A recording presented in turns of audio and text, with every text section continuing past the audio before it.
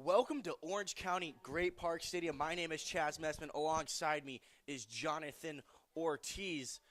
We got another Riptide versus Oaks matchup for you guys. This is the third time in a row that the Riptide have faced off against the Oaks at home. Yesterday, the Riptide traveled to San Luis Obispo and got a W. So they're going to try and make it two in a row here against the Oaks, Jonathan. Yeah, the Orange County Riptide have closed within half a game behind the Conejo Oaks. Now they have an opportunity to secure a playoff spot. As you mentioned, the final playoff spot looks like it's going to come down to the Oaks versus the Riptide. It's a 5-team playoff, and all teams in the South Division are fighting for that final playoff spot. The starting pitcher today for the Riptide is Spencer Edwards, the lefty sophomore from Cornell. And he's quickly behind 2-1, facing the leadoff man, Grant Smith. Yeah, the starting pitcher for the Orange County Riptide, Spencer Edwards, delivered a quality outing his last time out, and that's something that the Orange County Riptide as a whole have been treated to these last 2 weeks. Their starting pitching has kept them in the ballgame. Now it's a matter of doing the same and having your offense follow along with you. Here's a ground ball through the glove of the third baseman, Cody Dries. So Grant Smith is aboard. We'll have to see if that's going to be scored a single or if that's going to be scored a walk. That went right through the glove. E5. Yep, and that's going to be an error on Cody Dries. And that brings up the left fielder, Zach Gregory. Gregory, the left fielder, plays for Arkansas. Zach Gregory. And that's another part of the game that the Orange County Riptide need to clean up. Defensively, they want to limit the errors. It looks like these past few games at home, they've had some costly mistakes that have driven runs in for their opponents. Gregory shows bunts. That looks like it hit him, but it hit the bat. So it's going to be an 0-1 count. Edwards got a bit lucky. I would say the hitter at the plate, That's fair. Zach Gregory, got more lucky than Edwards did. That was an inside fastball, and instead of pulling back, he still tried to lay down that bunt. Fortunately for him, it just missed his face by a few inches.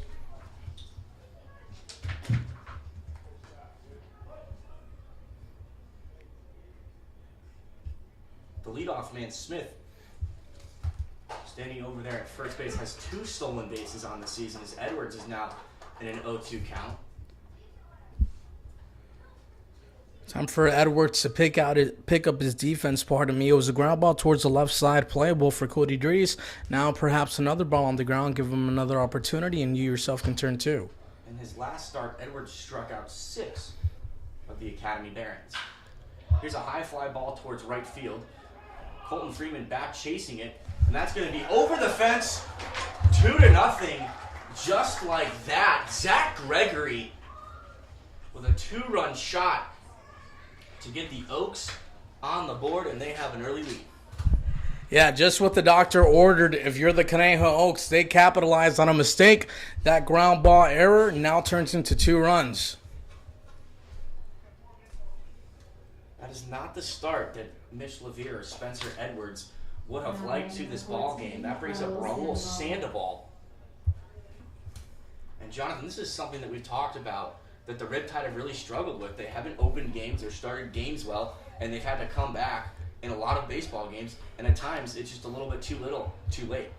Yeah, so many times they fall behind instead of drawing first blood. And, of course, they have the capability of erasing a 2-run deficit. But as you mentioned, Chaz, the Conejo Oaks as well as the Orange County Riptide are locked in into any of these matchups where these two teams face each other. There's a grounder over to Hamovitz. He gloves it and throws it over to first for the first out of the ball game. Gavin Hamovitz making his debut for the Riptide. I think this is probably a good time to give you the starting lineup around the diamond. Spencer Edwards is is the pitcher starting today's ball game. Behind the dish is Blake Penso. Over at first, Clay Owens. Making his debut at second base, Gavin Hamovitz. Davis Diaz over at short, Cody Dries at third. In the outfield, Austin Krisick in left, T.C. Simmons in center, and Colton Freeman out in right. First pitch to the first baseman, Brendan Bobo, is a called strike, 0-1. Good pitch there on the outside half. It's still early on in the ball game, and if you're Spencer Edwards, you want to go ahead and start a brand new game from here on out. Good breaking ball. Prompted a swing and miss from Bobo, and once again, Edwards is in an 0-2 count. But as well to foul that last pitch off behind the plate.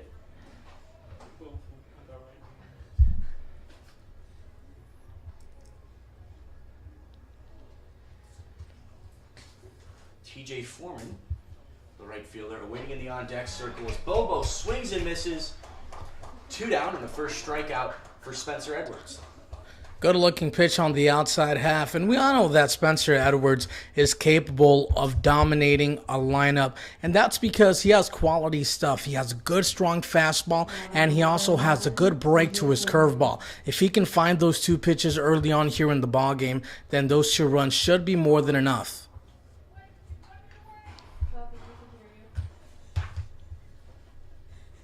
So here's TJ Foreman now. The first pitch to Foreman's inside, ball 1. I could hear that, yeah.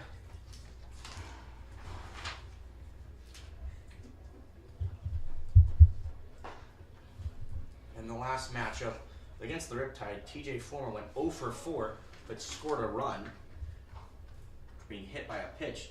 So he swings and misses 1-1. Good pitch on the outside corner, and early on here, we see that Spencer Edwards is going to establish that outside presence against right-handed batters. Two-seam fastball ran inside. Foreman did well to foul it off, 1-2. And so he's once again another positive count now for Spencer Edwards. Yeah, I was just about to say, he's coming right after these hitters, challenging them inside of the zone. Went right back to that inside corner, but once again, Foreman's able to foul that pitch off. And with these kinds of an approach, you always run the risk of surrendering a home run, just like he did to Zach Gregory. He had him down in the hole, but decided to challenge him with something inside of the zone. Trying to go with the backdoor breaking ball, but that's going to be outside, 2-2.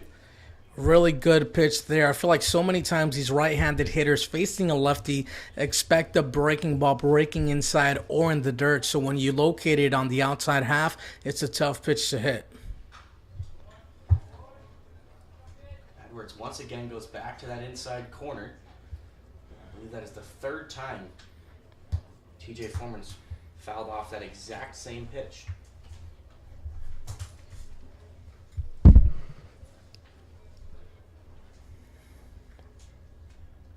2-2 count still.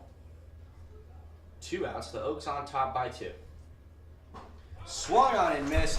Strike 3. The second strikeout of the game for Spencer Edwards. But the Conejo Oaks jump out to an early 2-0 lead thanks to the 2-run home run by Zach Gregory. We go to the bottom of the first. The Riptide are down 2-0. A Riptide fans.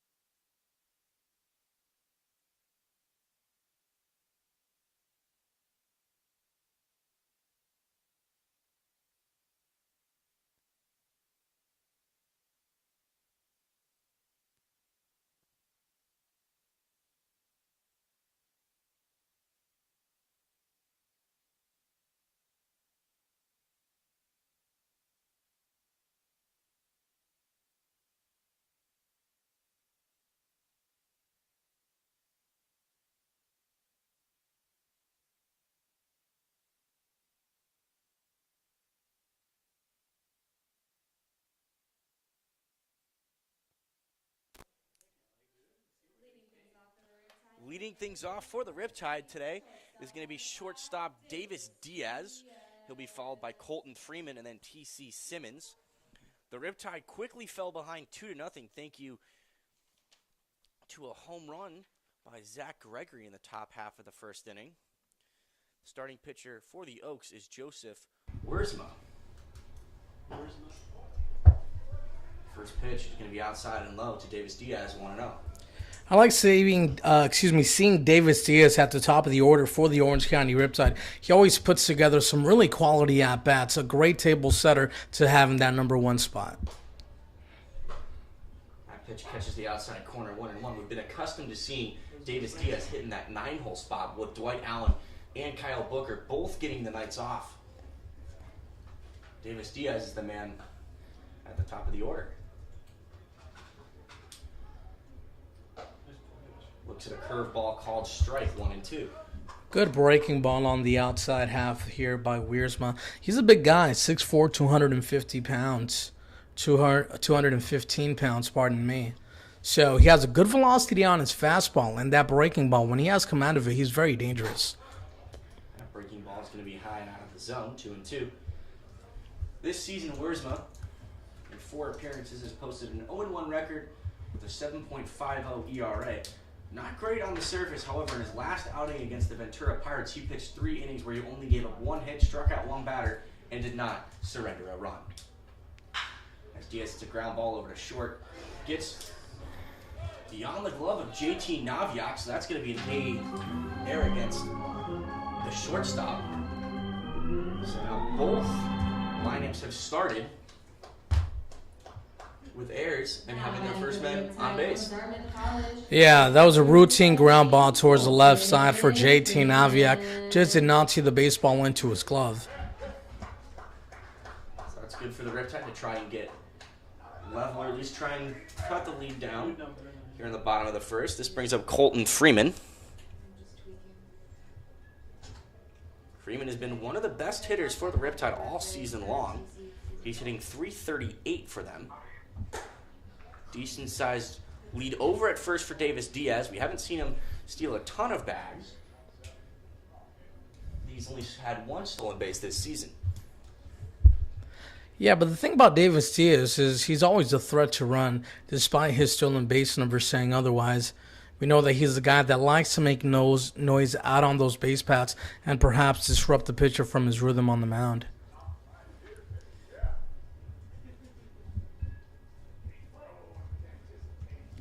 Wiersma, currently an undecided sophomore. Last year he played for Ventura College. As Freeman looks at a called strike, 1-1. At Ventura College, Wiersma was 2-3 with a 7.80 ERA in 30 innings pitched. See Davis Diaz opening up a bit at first base. It looks like this pitcher on the mound is not paying too much attention to him. That fastball runs outside, 2-1.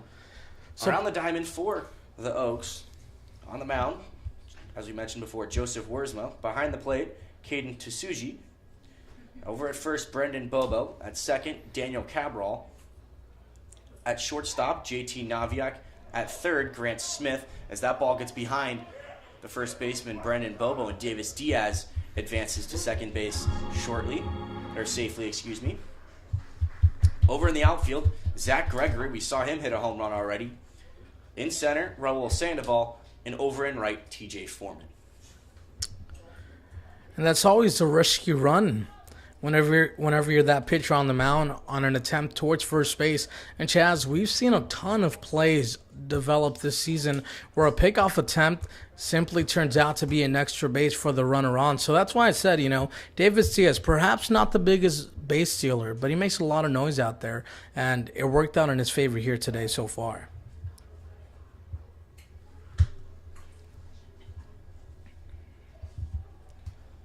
Suji's already over to have a little bit of a mound visit with Wiersma. Wiersma's control has not been bad at all. He's working in a 2-1 count now.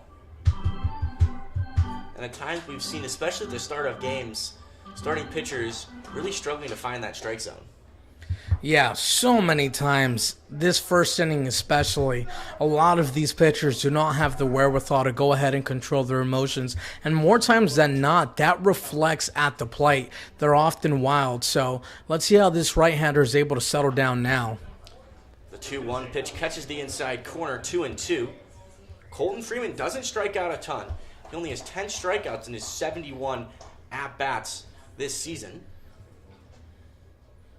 Yeah, that is an outstanding number for Colton Freeman. And this is one of those guys where you feel comfortable, running those hit and run plays just because he always guarantees you contact. Makes contact with that pitch, but that ball goes out of play. Count will remain 2-2. And early on, a runner in scoring position for the Riptide, oftentimes they strand these runners, especially early on in the ballgame. That's going to be a trend they'll have to go ahead and break in order to be successful against a talented team like the Conejo Oaks. Here's the 2-2 once again to Freeman.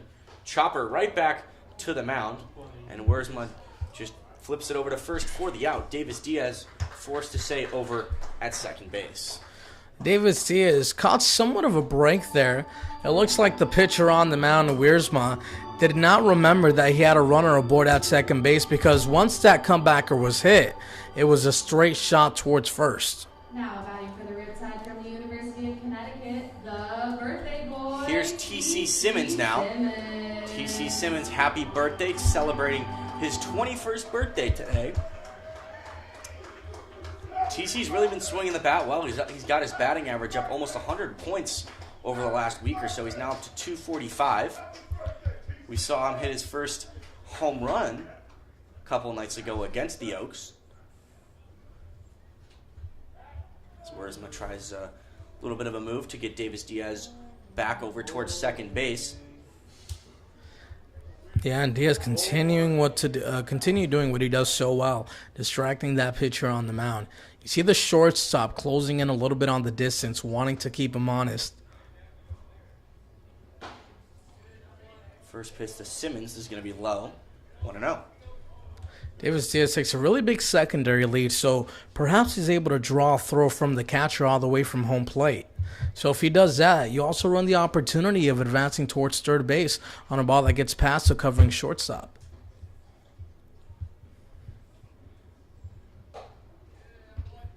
Back-to-back pitches outside, 2-0. T.C. Simmons has been that bat that needed to step up, especially after losing some big power in the middle of the lineup for the Riptide. Has done outstanding so far this time around. Another scoring opportunity for Orange County to trim that deficit in half. The Riptide have since lost 3 pitchers since the last time we were with you, as that pitch is high and inside 3-0. Mike Ashley, Jake Biederman, and Nick Galatis have all departed from the roster. Yeah, pretty soon they'll have to add you in there, Chaz. Hey, you never know. If we get down to it, they could see you leading off. Oh, yeah, especially me. Still only one out. Davis Diaz, the man on second base, reached on an error to lead off the half inning. T.C. Simmons facing Joseph Wiersma. Simmons looks at a called strike, 3-1. And I think beyond the distraction that Diaz is providing at second base, this pitcher on the mound, Wiersma, does not look all too comfortable on the mound right now. Has not found his stride. He's fallen behind in the count to a couple of these Riptide hitters. Coming into today, he does have more walks than hits. More walks than strikeouts. He's walked 8 batters and only struck out 7 in his 12 innings of work. That's 2 times in a row now that he's turned back around to take a look at Diaz over at second. Clay Owens is the man awaiting in the on-deck circle. 3-1 count to Simmons. As Simmons is a high fly ball towards right field. This ball is going to be out of here. A birthday home run for T.C. Simmons. And this ball game is tied. Happy birthday, T.C. Happy birthday, TC. Happy birthday, Orange County Riptide. An absolute blast off the bat of TC Simmons right there. And Chaz, that is identical to the situation that unraveled in the top half of the first inning. Grant Smith reached the board on an error, just like Diaz did, and the second hitter in the lineup went yard. That's just good hitting from TC. That is his second home run of the summer for the Riptide. Now batting for the Riptide from This USC, brings up Christian Clay Owens. Clay Owens. Clay Owens only recently joined the Riptide. He started this summer playing in the Cape Cod League as he looks at a college strike, 0-1. Clay Owens plays his college ball at USC this past season for the Trojans. He hit .253, has a lot of power in that bat though, hit 12 home runs. Here's a hard line drive towards center field. That's going to get under the glove of Rolo Sandoval. Clay Owens on his way over to second base. This one's going to be tight. He's going to get there with a stand-up double. So back-to-back extra base hits for the Riptide. And they've got a little bit of things going here in the bottom of the first, excuse me. You know, I can guarantee you that Raul Sandoval was not expecting Clayton Owens to go. I'm thinking that the center fielder thought that Owens would only take a hard turn, not ultimately run it through. That's why there was a lazy throw from the outfield, and ultimately it allowed Owens to get there safely.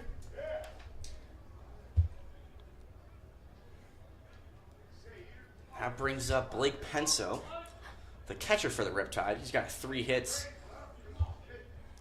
in his 8 at-bats for the Riptide. 2 of them have been for extra bases. So that's a hard line drive towards JT Naviak. Spins and throws it over to first for the out. Nifty play there from the shortstop, JT Naviak. And Blake Penso continues to make solid contact on the baseball. So many times we allude to it. You know, it's not necessarily about the out, but the quality of the contact when making that out. I'll tell you, that's one of those plays where the head coach goes ahead and gives you a pat on the bum as soon as you walk down those steps. 2 outs now for Austin Krissick. Krissick is coming in just hitting under 300. His batting average sitting at 299. First pitch to Krissick is high, 1-0. Austin Krissick has looked so locked in at the plate so far for Orange County, not swinging at too many pitches outside of the zone, and even when he does get to 2 strikes, he becomes an even better hitter at the plate. The Riptide still a man in scoring position. And here's a line drive towards left center field. Although Zach Gregory is there to end the inning. A birthday home run from TC Simmons levels things up here, 2-2, as we go to the top of the second.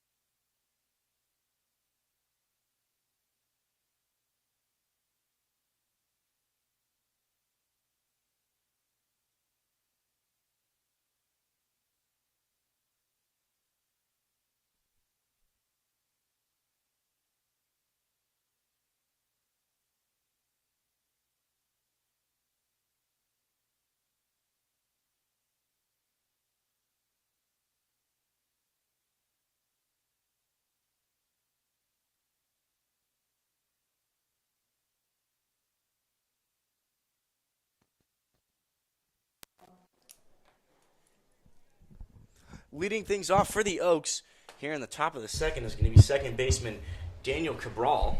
Spencer Edwards returns for his second inning of work, and he's off to a fast start, 0-1. The Orange County Riptide did exactly what they needed to do during that bottom half of the first inning. Get themselves right into the hands of their starting pitcher. Now we're all level. Let's see if he can continue the success. We've seen almost identical stories from both teams back in that first inning.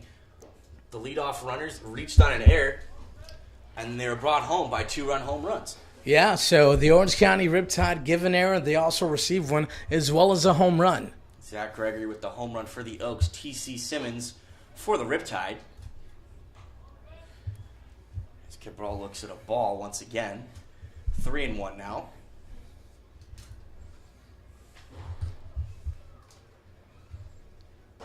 That pitch is inside, and he's aboard with a leadoff walk. And that brings up the designated hitter, Austin Carrillo.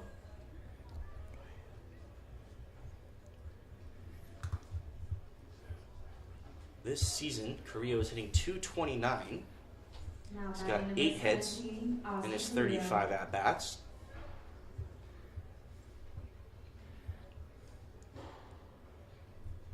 Struggling compared to his past season for Cal Lutheran, where he hit .423. Shows bunt, but pulls it away. That's a called strike on the outside corner, 0-1. Spencer Edwards taking the same approach to the hitters batting from the left side as when they're hitting from the right, using the outside corner for his advantage. He wants to go ahead and limit falling behind the count in hitters. Good start to the at-bat this time around. Tries to go with that outside corner once again, but that ball runs too far. 1-1. And Chaz, this is not a bluff from Corillo at the plate. The Conejo Oaks like to play small ball. We've seen them incorporate the bunt a few times already this season, so this is their style of play, and hopefully the Orange County Riptide can adjust defensively. Shows bunt once again, but that bunt is going to be foul, 1-2. We've seen already one error from the Riptide. We've seen 2 already from the Oaks, and that's been an issue that has cost the Riptide in multiple games so far this season. Is just careless mistakes out on the diamond in the outfield. I'm actually curious when that second error It came. was the throw after Diaz that allowed him to go to second base. Oh, the throwing error on the pickoff attempt. Okay. So that pitch gets behind Penso. Cabral advances over to second base safely. So the Oaks now have a runner in scoring position with nobody gone. Good chance for them to jump out and regain that lead now. Yeah, another scoring opportunity here for the Conejo Oaks. A pass ball assigned there to Penso behind the plate. First time all season we've seen him allow a pitch get past him. For the most part, here is a wall behind the plate for Orange County. Here's the 2-2. Outside full count.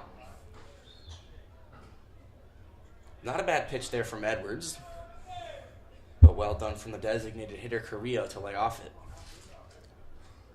3 balls and 2 strikes. Spencer Edwards is really going to have to deliver a quality pitch here.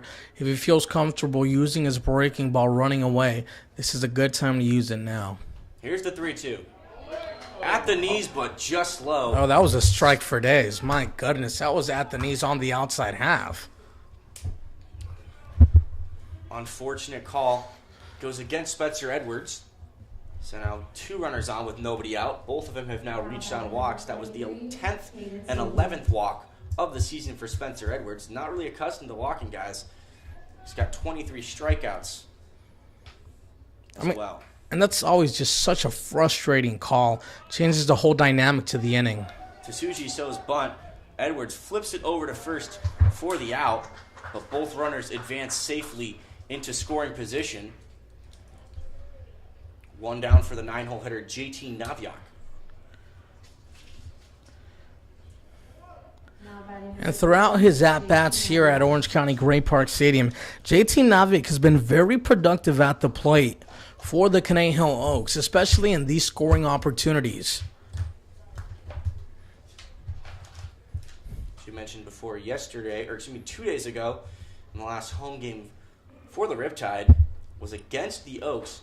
Naviak went 1 for 3 with a walk, also scored a run after a walk.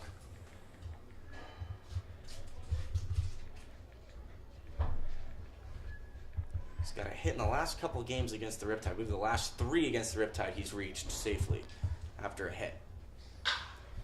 And he's got himself an RBI single. 1 run will score. Cabral is forced to stay over at third base. But the Oaks regain that lead 3-2 now for the RBI single from JT Naviak.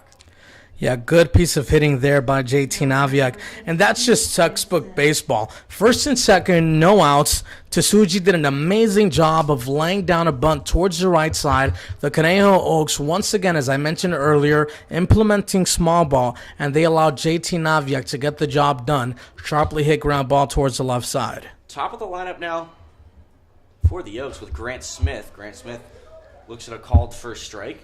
Smith in his first at-bat reached on an E6, then scored a run following the home run from the guy in the on-deck circle, Zach Gregory. And we all know that JT Naviak is a threat to run over at first base. The Oaks have challenged the arm several times. Chopper down the line and foul, 0-2. Yeah, several times they've challenged the arm of Blake Pencil behind the plate.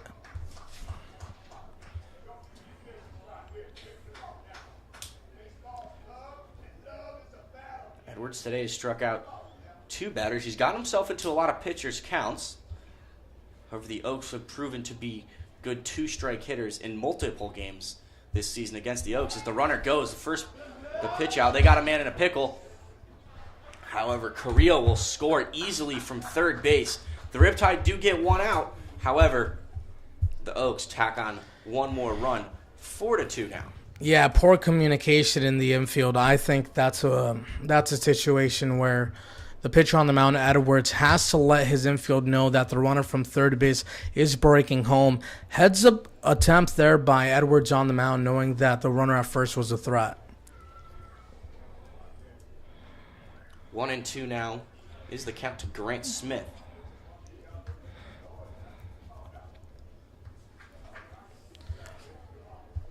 So, Chaz, at the beginning of the ballgame, we were joking around. Line drive over to third, but Cody Dries is able to end the inning. Jonathan will get that when we come back.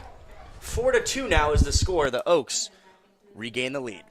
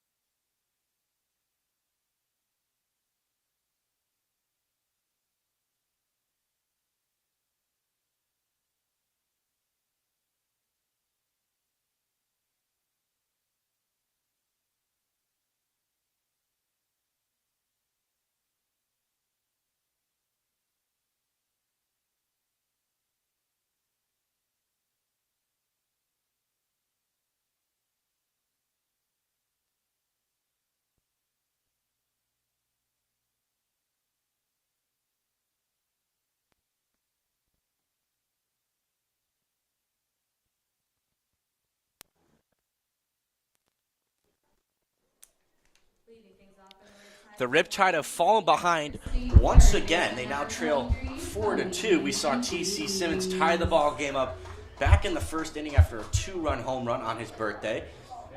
The leadoff man in this inning is going to be Cody Dries. He's already ahead 1-0. This season for the Riptide, Dries is hitting .194. He's got 3 doubles. So more than half of his hits have been for extra bases, but that's going to be a line out over to the shortstop, JT Naviak, one down.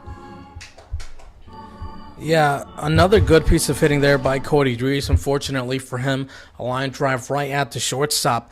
But I've noticed that throughout these last few games for the Orange County Riptide, even on their outs, they've been making some really solid contact with the baseball. Take into consideration Blake Penso, a hard hit out, as well as Austin Krisick, and now this time around Cody Dries. Now up, Gavin Hamovitz making his Orange County Riptide debut.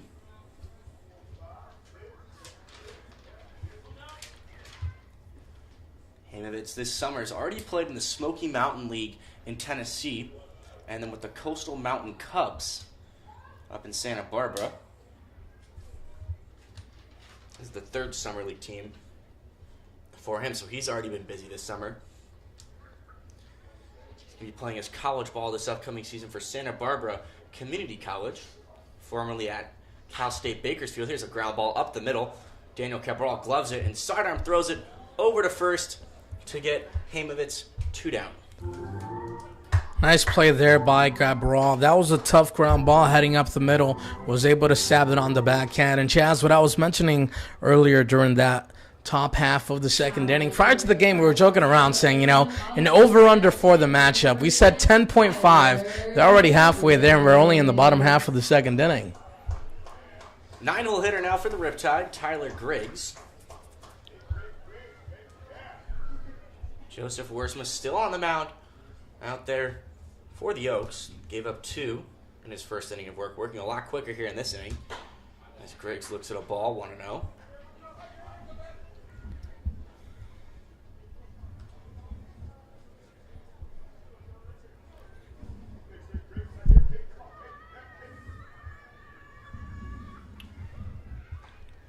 Tyler Griggs hitting the ball well this season for the Riptide.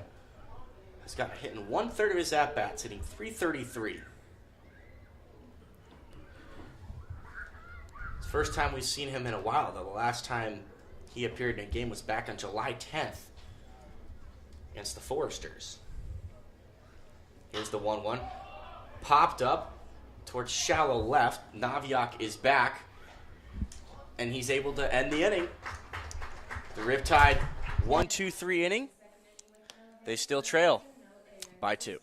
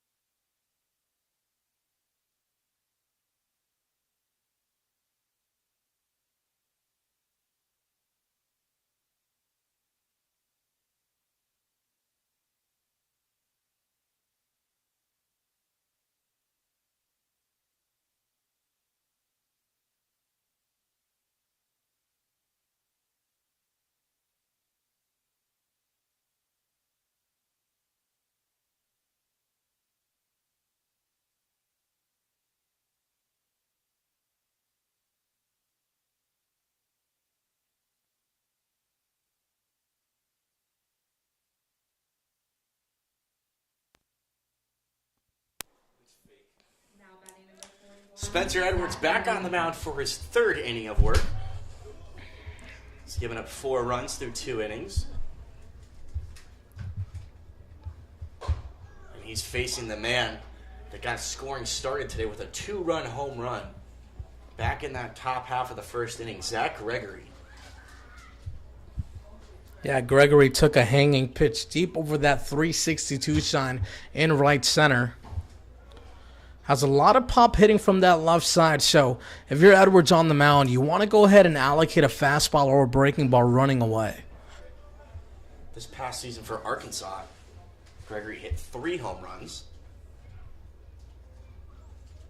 Slugged .412. Here's another high fly ball towards right. That one is going to stay in play, and Colton Freeman is there to record the first out of the third. Yeah, and they say baseball is a game of inches. I think if Gregory was able to adjust just a tad bit better on the contact, that would have been his second home run of the evening. Fortunately for Spencer Edwards in the Riptide, it stayed in the ballpark. Now here's Raul Sandoval. He grounded out over to second back in that first inning. He swings and misses at the first pitch. 0-1.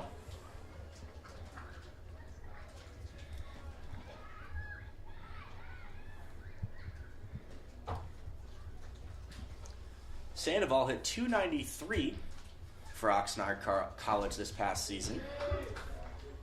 He's quickly behind 0-2. And you like to see Spencer Edwards staying around the zone, but most importantly, what you want to see is quality pitches. Here's a ground ball over to third. Dries is there. Spinning throw over to first for the out. Nice play there from Cody Dries on the hot corner. Yeah, Cody Dries displaying some excellent range right there. Was able to go ahead, bend over, keep his momentum going, and make that turn, make a quality throw towards first base for the second out. Edwards now facing Brendan Bobo, the power-hitting first baseman. Edwards got him to strike out swinging earlier today. Bobo foul tips the first pitch, 0-1. We have seen Edwards hang a few of his breaking balls throughout this game already, so that is not a mistake you want to make against Brendan Bobo right here. I think you go hard stuff on the outside corner. There is a breaking ball swung on and missed, 0-2. Such a good-looking pitch. Not much you can do there if you're Bobo. Took a sharp break at the end below the knees. Brendan Bobo leads the Oaks in home runs with 3. As that ball runs outside, 1-2.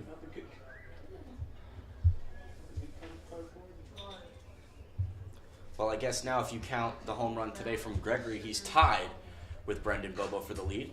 So that foul tip goes off the mask of Blake Penso and the umpire. The second pitch that Edwards on the mound threw for a strike was a really good one. Looked like a changeup running away. If he can find that pitch once again here with 1 ball and 2 strikes, I'm sure he can record now his 3rd strikeout of the ball game. He's retired the first 2 batters this inning. So that pitch just a bit outside, 2-2. That one was close.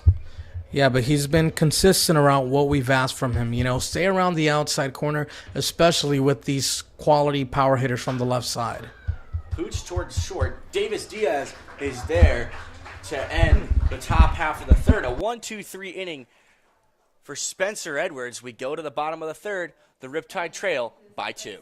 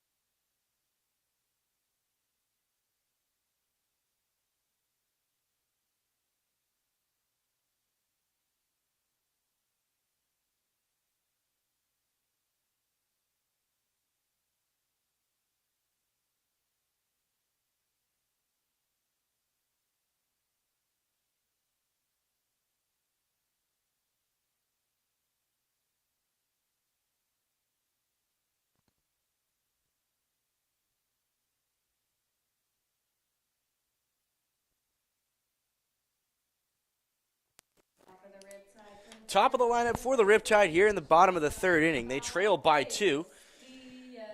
Davis Diaz reached on an error and then scored a run after the home run from T.C. Simmons back in that bottom of the first inning. And he looks at a called strike to start the bottom of the third. Still facing Joseph Wiersma.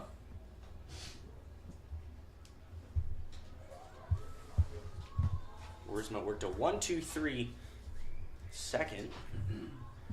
See if he can continue that success into the third. Second straight called strike, 0-2, Davis Diaz. This is a pretty familiar spot for him. He's a really good two-strike hitter, and he's very comfortable in these two-strike counts because he just waits for his pitch. Yeah, has great recognition of pitches coming off the hands of the pitcher on the mound. So with 2 strikes, you can always expect a quality at-bat. Breaking ball from Wiersma runs outside, 1-2. And this is a new role for Davis Diaz that we haven't seen him do for quite a while. For the most part, we've seen him in that 9-hole spot, leading off today.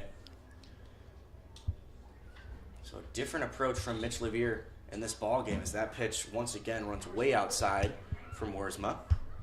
2-2 now. Yeah, I don't think there's a bad spot to go ahead and integrate Davis Diaz into the lineup. I mean, he brings quality at-bats to any 1 through 9 position. I did like him in the 9-hole just because I felt like, he would see some better pitches at the plate as opposed to hitting number 1. Davis Diaz, the 12th round selection in the MLB draft by the Arizona Diamondbacks. Although all things point towards him going to Vanderbilt. He's committed to be a Commodore. You can exchange it for a raffle ticket to win a baseball bat signed by all the Riptide players. Count remains 2-2 after that foul ball.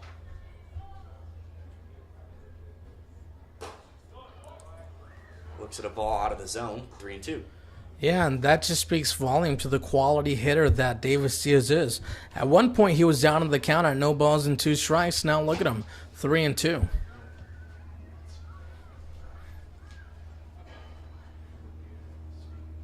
Here's the full count pitch to Diaz. That ball runs way inside, and Diaz is aboard with a walk. And that's a pretty impressive walk considering he started 0-2.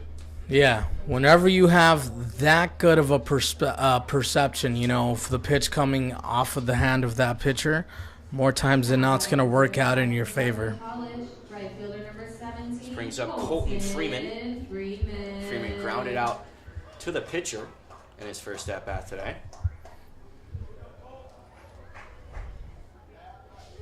And for Davis Diaz, now he is tied with Reed Spenrath for the most walks this season. Here's a chopper up the middle. Naviak can't turn the double 2 and is not in time over at first base. That's probably going to be another error on the shortstop. He bobbled that ball. Yeah. Sharply hit right up the middle. Yeah, as you mentioned, bouncing ball up the middle. Tough play for JT Naviak, but he did have it inside of his glove. It looks like he dropped it on the transfer. That should be scored as an error. Sure enough, it is. And another scoring opportunity after an error for the Orange County Riptide, and the man of the hour, T.C. Simmons, with an opportunity to capitalize. Man of the hour, man of the day, T.C. Simmons, with a home run on his 21st birthday. It tied things up back in the first inning. The Oaks jumped out ahead by 2 in the second. TC looks at the ball outside, 1-0. We saw Wiersma pitch T.C. Simmons inside his first time up. Let's see if he decides to go with a different approach here after that 2-run home run. T.C. Simmons is now the only Riptide hitter with multiple home runs since the departure of Jack Thomas Wold. As that ball's going to get through the gap. Davis Diaz rounding third base, and he's going to score standing up. An RBI single for T.C. Simmons. He is swinging the bat so well, and it makes sense. It's his birthday. Yeah, T.C. Simmons has just been outstanding for Orange County, and you saw that right there. He didn't try to do too much, just put the barrel of the baseball of the bat on the baseball, took it the opposite way, and drove in a run for Orange County. This is now the third game in his last 4 that T.C. Simmons has multiple hits in them. He had 2 hits against the Blues on July 17th, and then he had 3 hits against the Oaks here back on the 16th. And the Riptide this time around are able to do something that they have not done a ton of throughout the season. Capitalize on scoring opportunities with runners in scoring position. The Riptide only trail by 1 run now. 4-3 is the scoreline. As Clay Owens is now behind 0-1. Owens doubled, but got left stranded at second back in the first. So he swings and misses 0-2.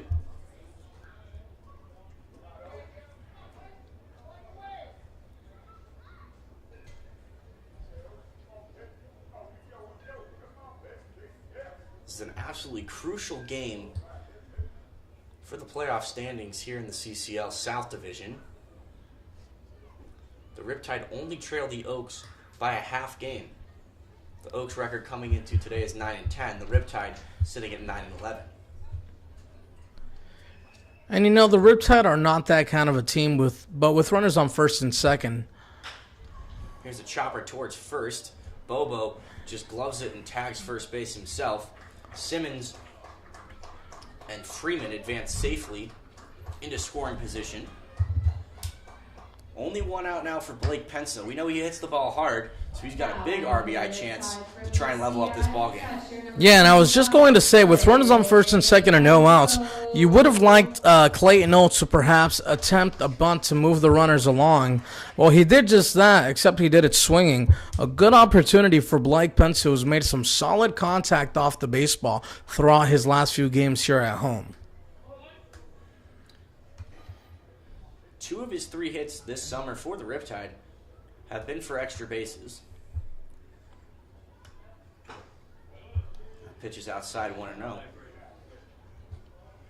It's a lot more impressive when you think about that this is his first collegiate baseball action. Blake Pensa still is yet to play a game for UC Irvine. He's committed there, so he's going to be playing for the Anteaters, I believe, is their name. Yeah, the Anteaters. This upcoming season. Here's the 1-0 to him. Big breaking ball catches the inside corner 1-1. Good take there by Blake Pensa. Seemed to be a little bit inside and low. And, what really just impresses me the most about this young kid is that he rarely swings outside of the zone. And that's the reason as to why, more times than not, he makes solid contact. He swings on good pitches to hit.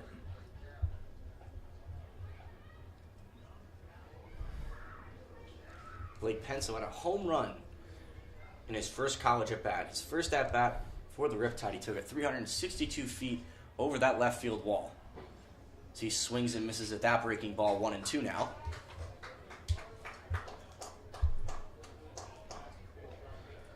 Now he wants to cut down on that big swing and just make sure to make some contact. Hopefully he can find some outfield grass or hit something out towards, the deep outfield to score in that run from third. And so struggled last time out against the Oaks. He struck out 3 times in his final 3 at-bats of the last home game. And he strikes out swinging there, 2 down for Austin Krissick. That's the first strikeout of the ball game now for Joseph Wiersma. That's always a danger you run when falling into the count at 2 strikes. More times than not, you play into the hand of the pitcher, and anything that seems to be close towards the zone, you'll go ahead and swing. And it's tough to lay off when it's a breaking ball that at one point looked like it was heading straight towards the plate.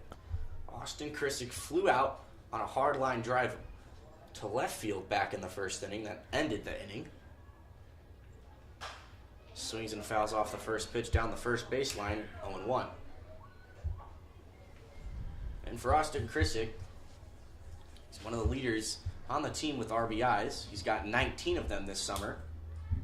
He had 23 this past season for UNLV, so we know he's a comfortable player with runners in scoring position. Yeah, Krissick's been that guy for Orange County. He has a ton of RBIs already at 19 this season. And it's because he does not swing at too many pitches outside of the zone, does not strike out a ton. I mean, he puts on quality at-bats every time he's at the plate. No pitchers warming up in either bullpen. Speaking of pitchers, we've seen Austin Krissick this season appear as a pitcher. Here's the 1-1 to him. Fly ball down the first baseline and foul. 1-2 now.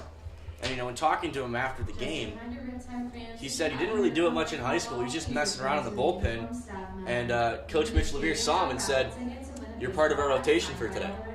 And he played pretty well. He tossed 2 innings, only gave up 1 run. Struck out a couple batters. Yeah, what's most impressive is the fact that the Orange County Riptide actually came back 7 runs in that game. That game was against the Conejo Oaks. However, sadly for the Riptide, I think that was against the Royal Seiko, no? It was against the 13. It was the 13-inning game against the Oaks. I think that was the first matchup here. Oh no, actually you're correct. That was against the Saints.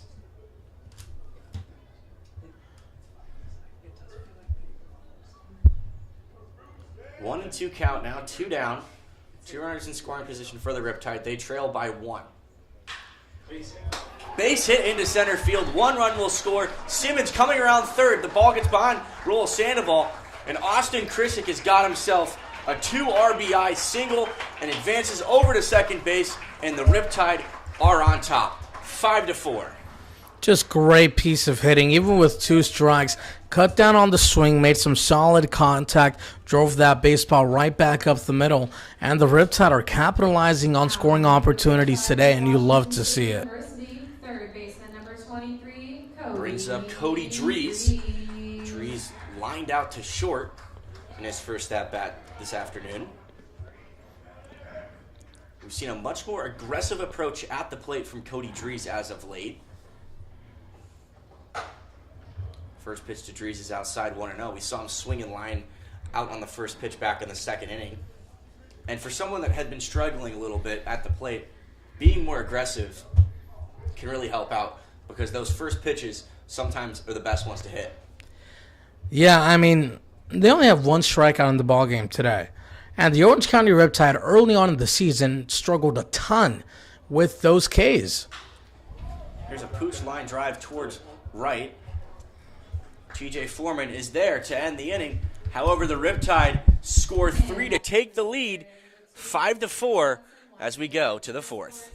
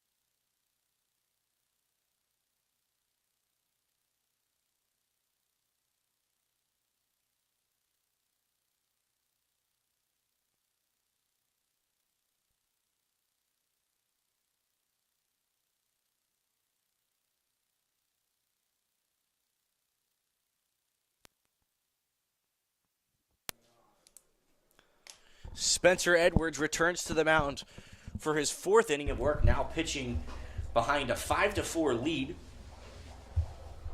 He's facing TJ Foreman to start off the 4th inning.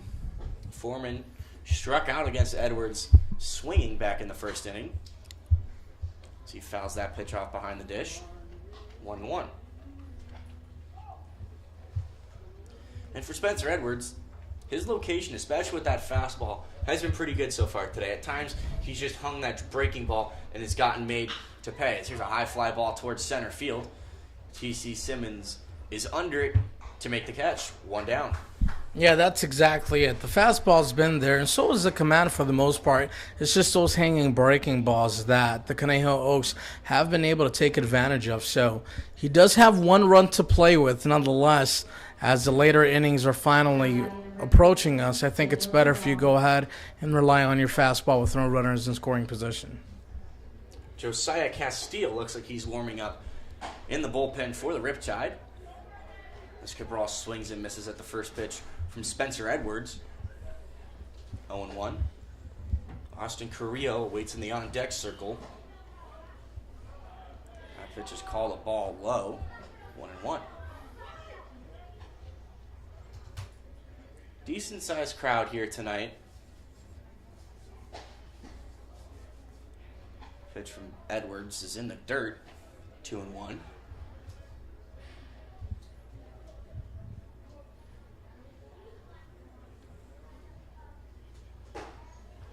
Three straight balls now from Edwards as the count now goes to 3-1. Austin Carrillo walked and scored a run back in the second.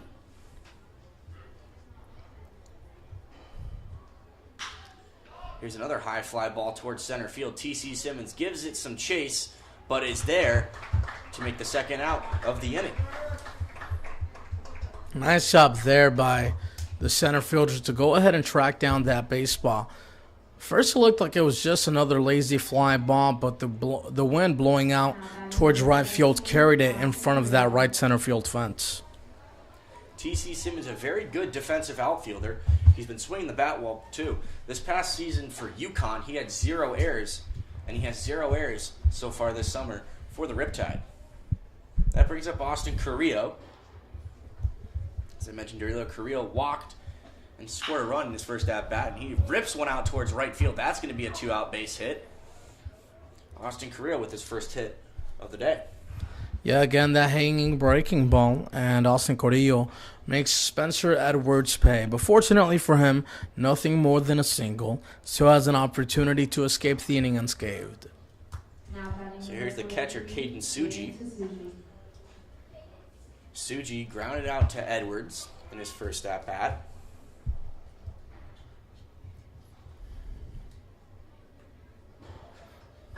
This season, coming into today, he was hitting only .214, had only 3 hits in his 14 at-bats.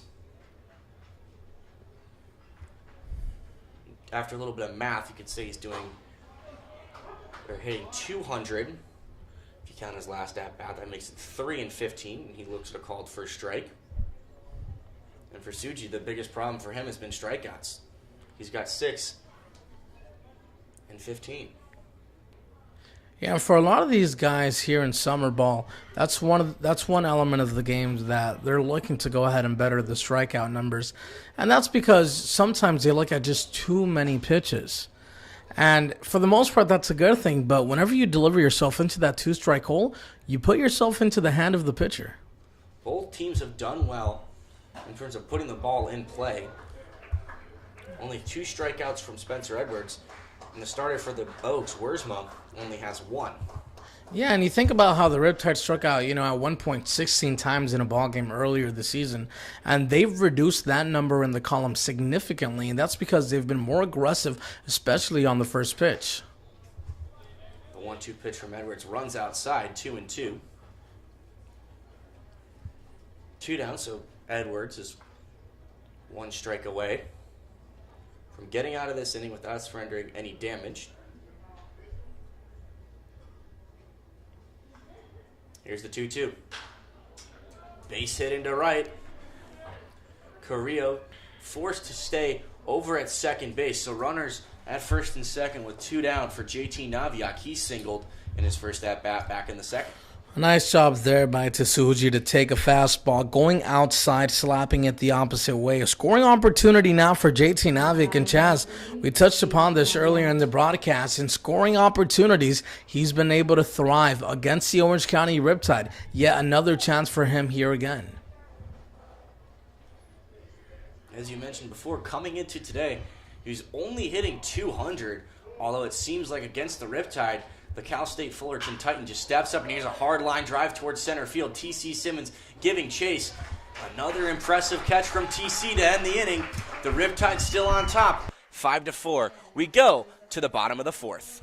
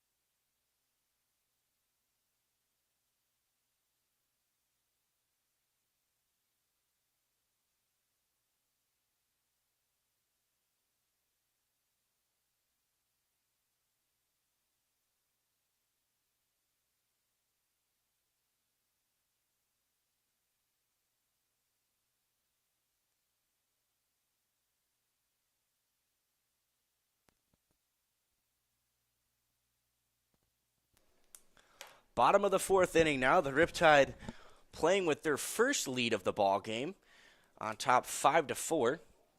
Here's a second at bat for Gavin Hamovitz. It's his second of the summer for the Riptide. He grounded out over to second earlier.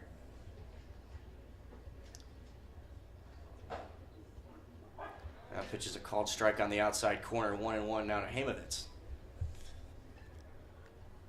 Hamovitz still waiting for an official college at-bat. He redshirted his first season with Cal State Bakersfield and then did not have a season this past year for Santa Barbara City College. As that fastball from Joseph Wiersma seems like he lost a little bit of grip on it. 2-1. Yeah, and if you're the Riptide, you want to take advantage of this guy on the mound. It looks like he does not have the best control of his stuff, and when he does hit the strike zone, it's usually right down the heart of the plate. That one's down the heart of the plate. It's a ground ball up the middle and a debut hit for Gavin Hamovitz. His first as a member of the Riptide.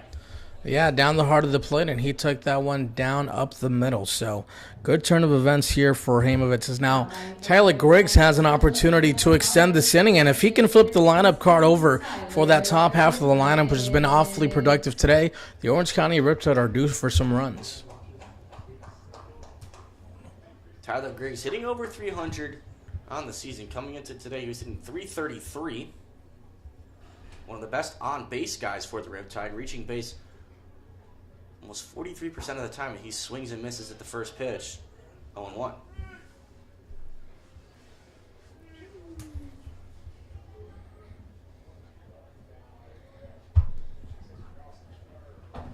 Griggs also a really good base runner.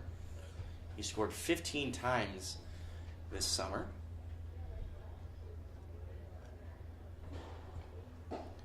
Griggs swings and misses once again. 0-2. And looking over at first base at Heimovitz, obviously we haven't seen him so far this summer, but just in terms of him running over to first base, it looks like he's got some wheels on him.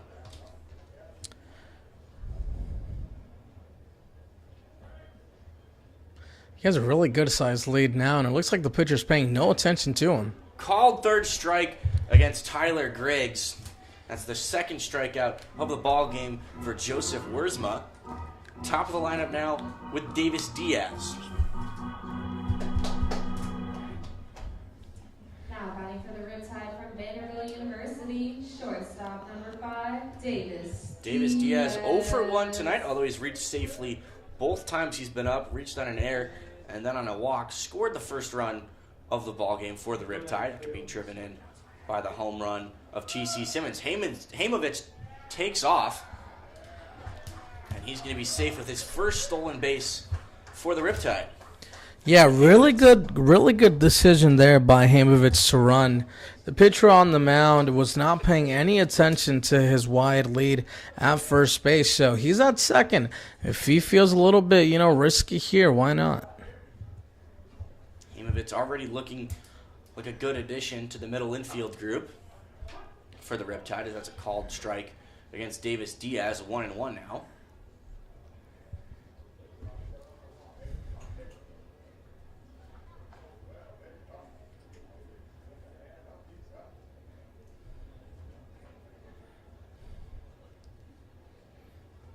We've seen the Riptide lose a couple middle infielders, most notably Tankus Spallin recently, as that pitch gets behind Tasuji, and Heimovitz advances safely over to third.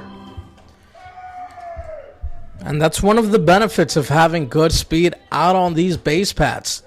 Look at Heimovitz. He hit a single. Now he's all the way at third base because of his good heads-up base running. Now Davis Diaz just needs to get something in the air, or perhaps find some outfield grass and scoring that runner from third base. Infield in now showed from the Oaks. 2-1 count to Diaz. That pitch runs outside, 3-1.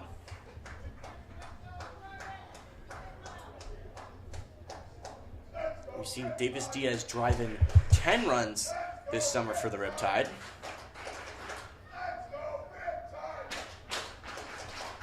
Let's go Riptide Trance going across the stadium. Here's the 3-1. Just catches the outside corner, full count. Davis Diaz not happy about that call. He thought he was aboard with a walk. And he doesn't show it, He didn't turn too aggressively towards the umpire. Maybe just asked him a question, but frankly, those two outside fastballs were off the zone. Diaz should be aboard at first with a Full walk. count pitch to Diaz. Swung on and missed, strike 3. The third strikeout for Wiersma, and the second back-to-back.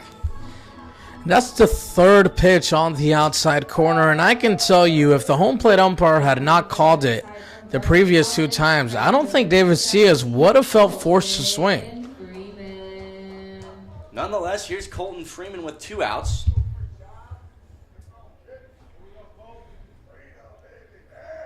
Still a good RBI chance for the Riptide with the runner over on third with 2 outs. Looks a called strike on the breaking ball, 0-1. This season for the Riptide, Freeman has driven in 11 runs. Back in 2020, in his freshman season at Dartmouth, he drove in 5.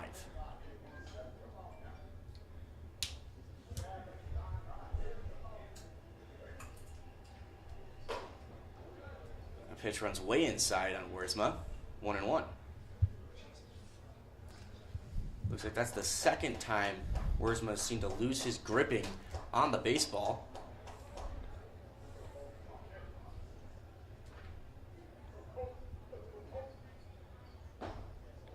Check swing, did he go? No, he did not, says the third base umpire. Or actually, it's the second first base umpire now that says he did not go. Count's going to be 2-1. Surprising that the third base umpire said he didn't go first. That pitch is low. Heimovitz looks like he's going to take off for home, but actually heads back over to third. And what do you think of that decision there, Jonathan, deciding not to make the dart towards home? Wise decision there. I mean, the ball did get away from the catcher, but not far enough where I think it would have been wise for Hamovich to take the risk, especially when you have such a quality hitter like Colton Freeman at the plate. Colton Freeman is almost surprisingly not selected as an all-star for the CCL Showcase game from the Riptide. We saw multiple players from the Riptide selected, but you'd think Colton Freeman would have been right in that mix too. So he fouls that pitch down first baseline, 3-2. And I think that's just because the numbers are there, but so many times, especially for that game specifically, they really take into consideration, the top Division I schools that people want to see out in that showcase. For example, like Kyle Booker wasn't really here too often this season, yet he got selected. You know what I'm saying? Oh, Kyle Booker's backed it up. He's hitting .354 for the Riptide. He's on the bench tonight. Here's a hard ground ball that gets through the gap. RBI single for Colton Freeman, and the Riptide extend their lead to 2. Yeah, and despite us being passive, Freeman still making his case for why he should have been selected into that CCL prospects game. And don't get me wrong, I completely agree. Kyle Booker definitely deserved to be in there. But, like I said, your school speaks volume to whether or not you get chose to play in that game. You can make the argument that he's been the team MVP, at least from a hitting standpoint, for the Riptide. Although T.C. Simmons, as of late, has been swinging the bat really, really well. This is his third multi-hit game in the last 4 for him. And today, he already has a 2-run home run and an RBI single. Yeah, so many guys have stepped it up this go-around for the Orange County Riptide, especially after losing a lot of quality bats in the lineup. T.C. Simmons for consideration, as well as Blake Pence. So you also want to throw in Austin Christick in there as well. I mean, these are some guys. Yeah, Charlie Taylor, without a doubt. Yeah, these are some guys that have just putting together quality at-bats and hitting the cover off the baseball. And Simmons could not have done it at a better time. As we talked about earlier and throughout this broadcast, the Riptide only trail the Oaks by a half game, chasing that final playoff spot. Yeah, and Orange County has been doing an outstanding job at the plate today. I mean, I don't think they've stranded a runner in scoring position yet this ballgame. Such an impressive feat. Here's the 1-1 now to Simmons. That pitch runs inside, 2-1. For Joseph Wiersma, we've seen a little bit of miscontrol at times. However, he's only walked 1 batter. Yeah, and I think him falling behind in the counts forces him to throw some not too competitive pitches that the Orange County Riptide have taken advantage of. Here's the 3rd hit of the ball game now for T.C. Simmons. 3 for 3 on his birthday. Have a day, T.C. Yeah, and that is now 7 hits in the column for the Orange County Riptide, and they have 7 runs to complement that number. And T.C. Simmons just continues to do what he does best, make contact and find some open space on the field.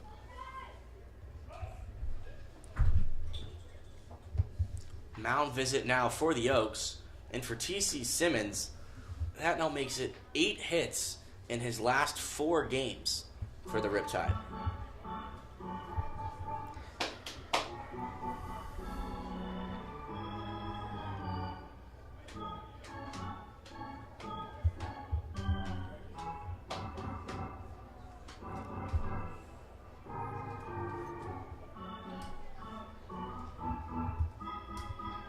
There's the little Mario tune.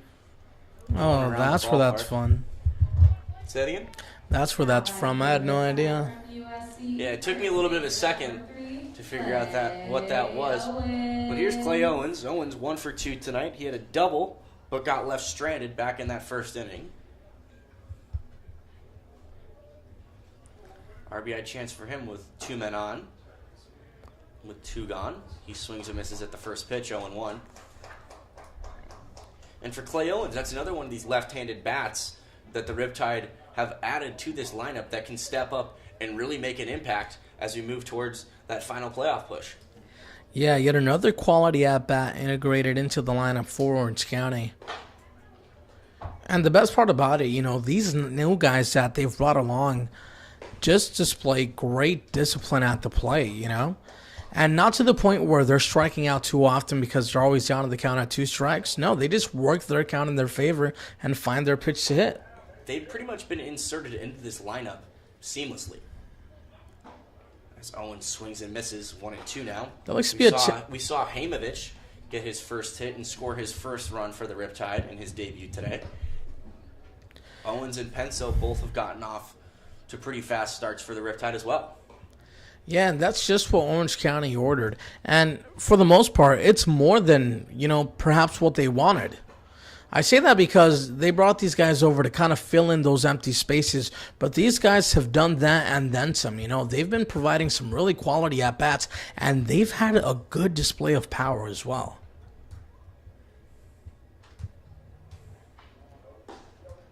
They're able to give a lot of guys some much-needed rest without losing anything. Here's the 2-2. Fouled off behind the plate. Count remains 2-2. And as I was saying, there's some guys that seems like they've been having to play every day just because of the lack of depth they have on the roster. But right now, with the new guys coming in and stepping up big, it's giving them some days off to rest and recover. Yeah, and Chaz, at home, at least based on, these last few games. Here's a chopper towards second.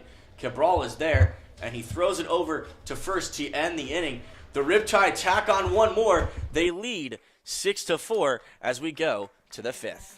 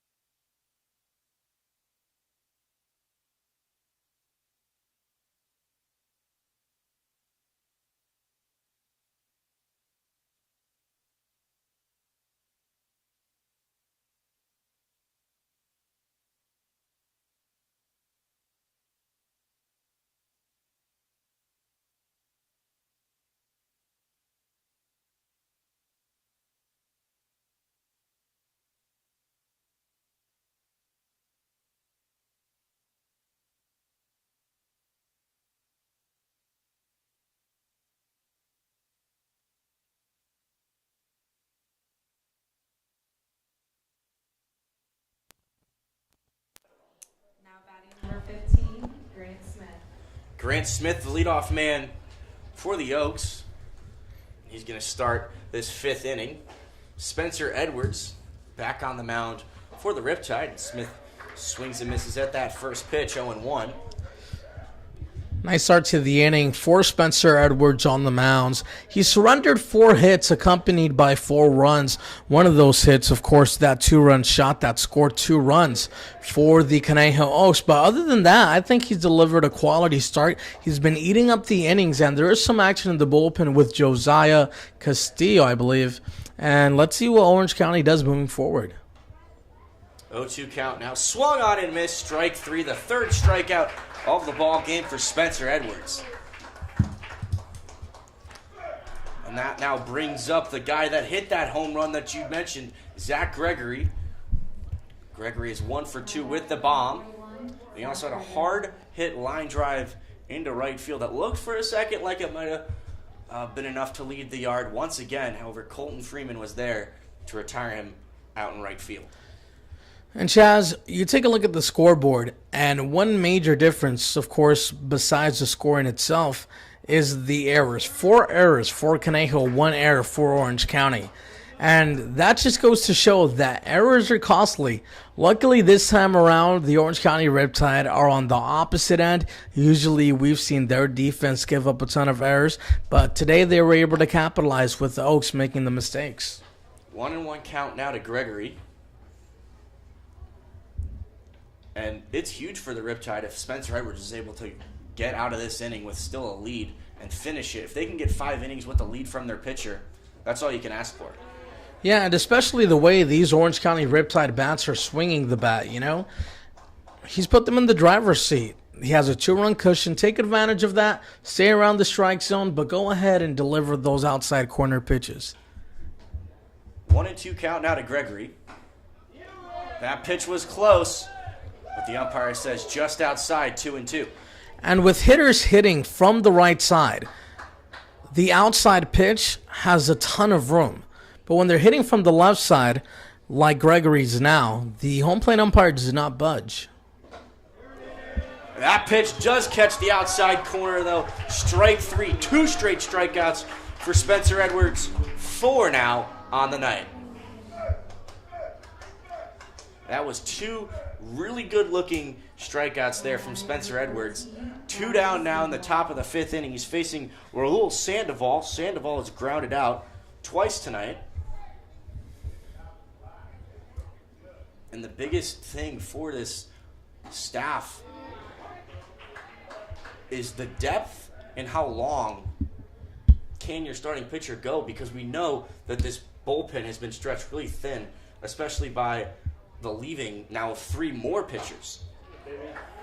Yeah, that's really tough. At one point in the season, we discussed the amount of pitchers that Orange County had. They had a surplus of them. This time around, they've ran low on that number. So it's pivotal for these starting pitchers to deliver some quality 5 or 6 innings, then hand it into the hands of the Here's bullpen. Here's the 0-2. Just outside, 1-2 from Edwards. Edwards worked a 1-2-3 inning back in the 3rd. Trying to make a 1-2-3 inning here in the 5th. That pitch is just outside, 2-2. That's a really good-looking pitch on the outside half. I'll give that one to the man behind the plate. Did seem to be a tad bit low, but yet another quality pitch with 2 strikes here from Edwards, the left-hander on the mound. Here's the 2-2. Swung on and missed. Strike 3. Spencer Edwards strikes out the side. We go to the bottom of the 5th. The Riptide on top, 6-4.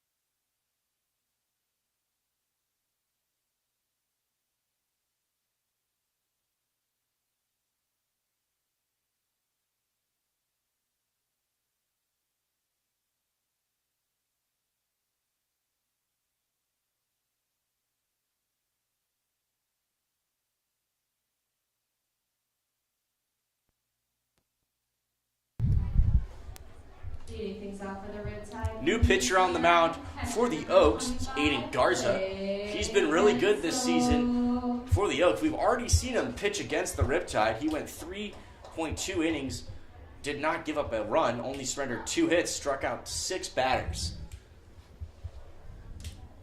He's going to be facing Blake Penso to start his night. Tonight, Penso is 0 for 2. Struck out last time up. Penso ahead 1-0 now. Garza, sophomore from St. Mary's. Throws another ball inside, 2-0. It'll be interesting to see whether or not Orange County decides to go back out with Spencer Edwards during the top half of the 6th inning. Chaz, after striking out the side, I don't see why not, especially with the way that Orange County swinging the bat. I think he has a shot at running towards the record of Tony Arobi with 7 innings.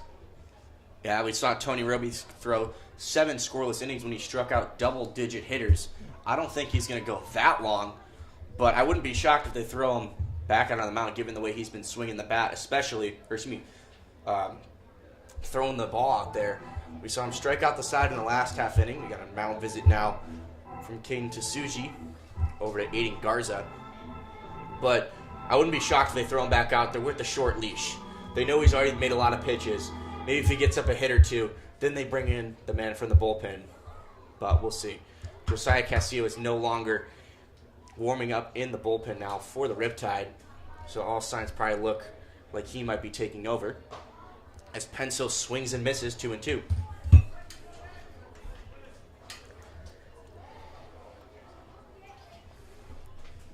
I agree with you. I think he'll head back out there perhaps for the top of the 6th inning, but if he runs into trouble, then we'll see Josiah. Here's the 2-2. Down the line into right. This could be extra bases. Penso rounds first. He's on his way to second. TJ Foreman throwing, hits the cutoff man. A leadoff double for Blake Penso. That is his 3rd extra base hit of the summer for the Riptide and his 2nd double.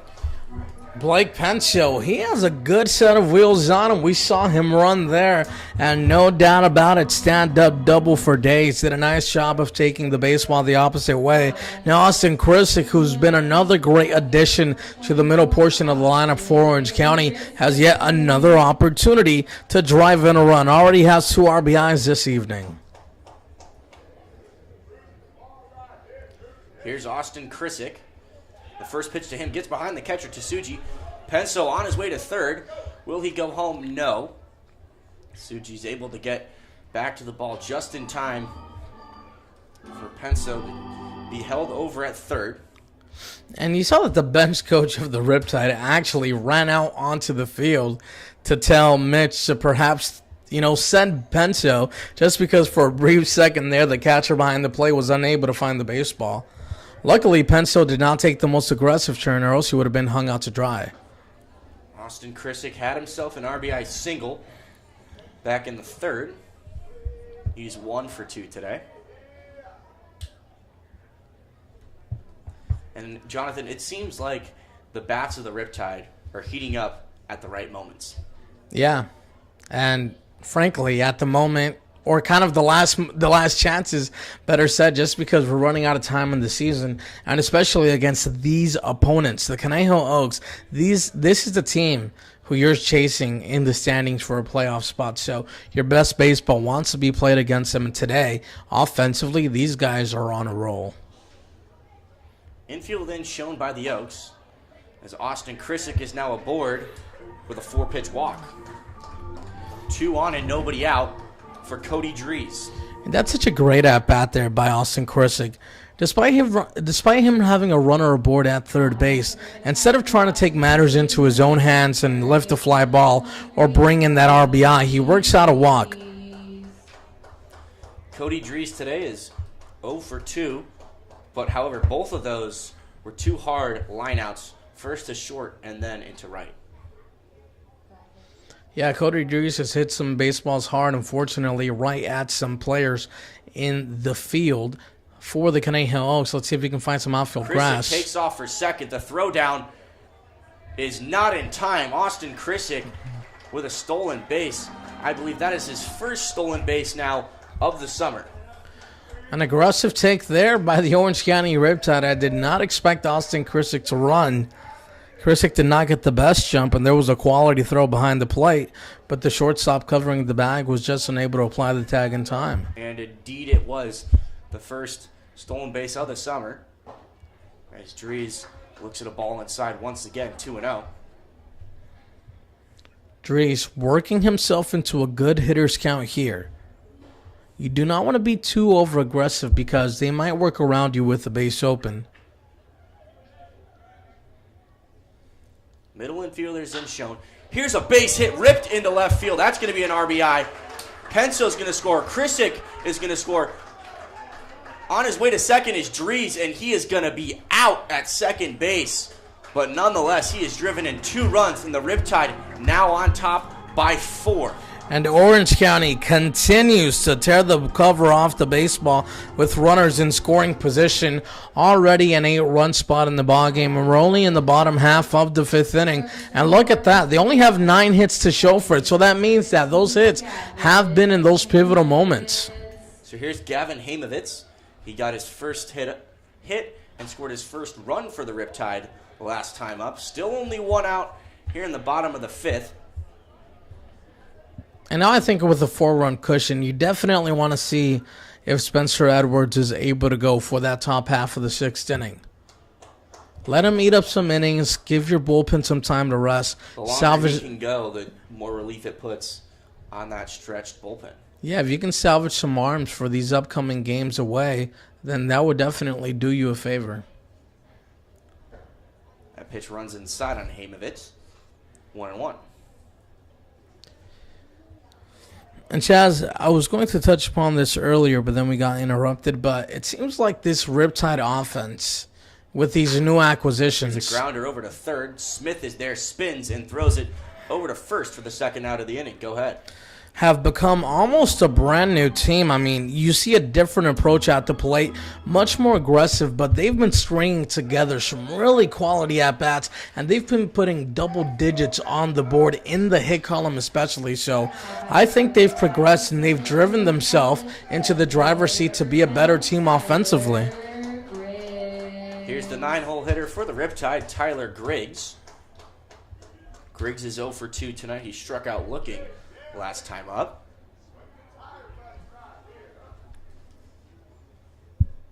Griggs looks at a ball outside.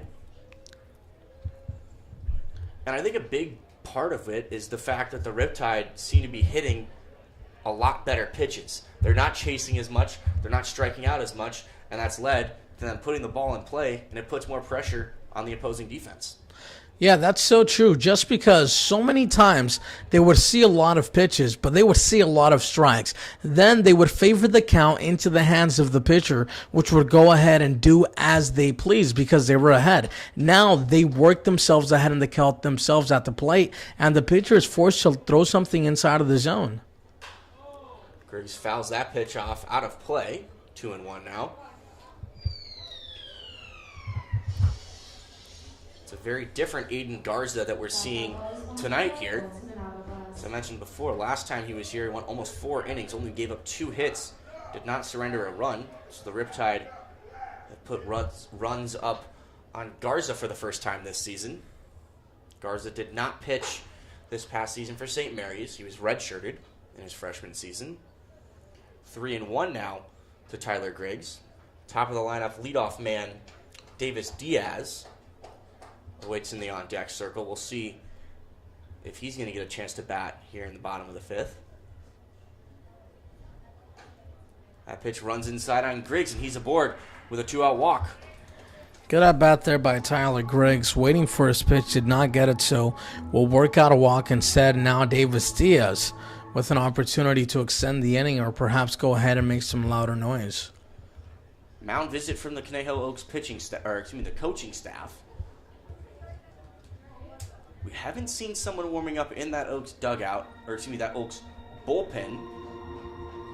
So I don't believe we're going to see a change here. Yeah, I think. No, Aiden Garza will remain on the mound. I think it's just a matter of, talking things over with your pitcher on the mound. He hasn't been in a while. It's just that his pitches have been somewhat flat, and he's been grooving some pitches well within, zones where the Orange County Riptide can take advantage. I think the most important message you deliver there is, hey, just get the outs, and our bats will try to go ahead and make up for your mistakes. Top of the lineup, leadoff man, Davis Diaz at the plate. He looks at a first pitch called strike 0-1. Diaz uncharacteristically struck out in his last at-bat. Scored a run after reaching on an error back in the first.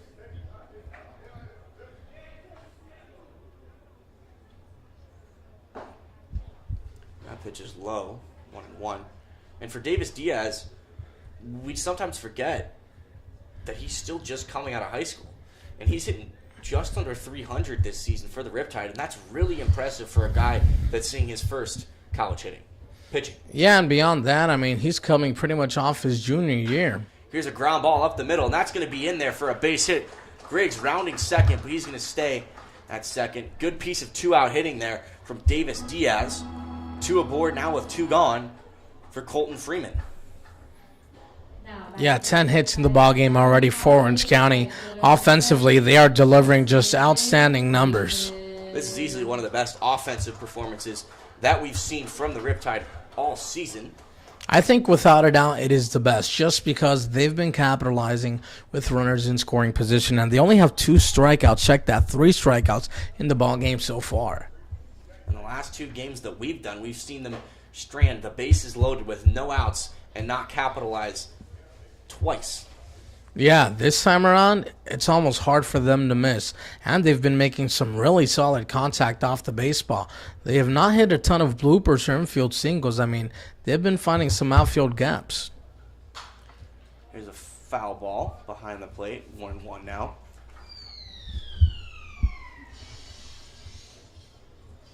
That foul ball is sponsored by Ultimate Auto Glass.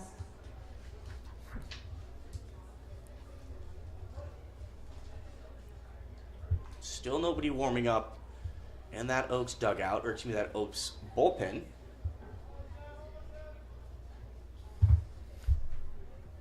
Here's the 1-1 to Freeman. Hard line drive towards right center field. That's going to be a gapper. Tyler Griggs is going to score. Freeman on his way to second. Davis Diaz rounding third, and he's going to score standing up. The lead is now pushed to 6.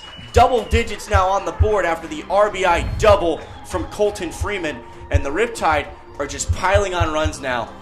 Jonathan, we've said this is the best offensive performance so far, and it just keeps getting better.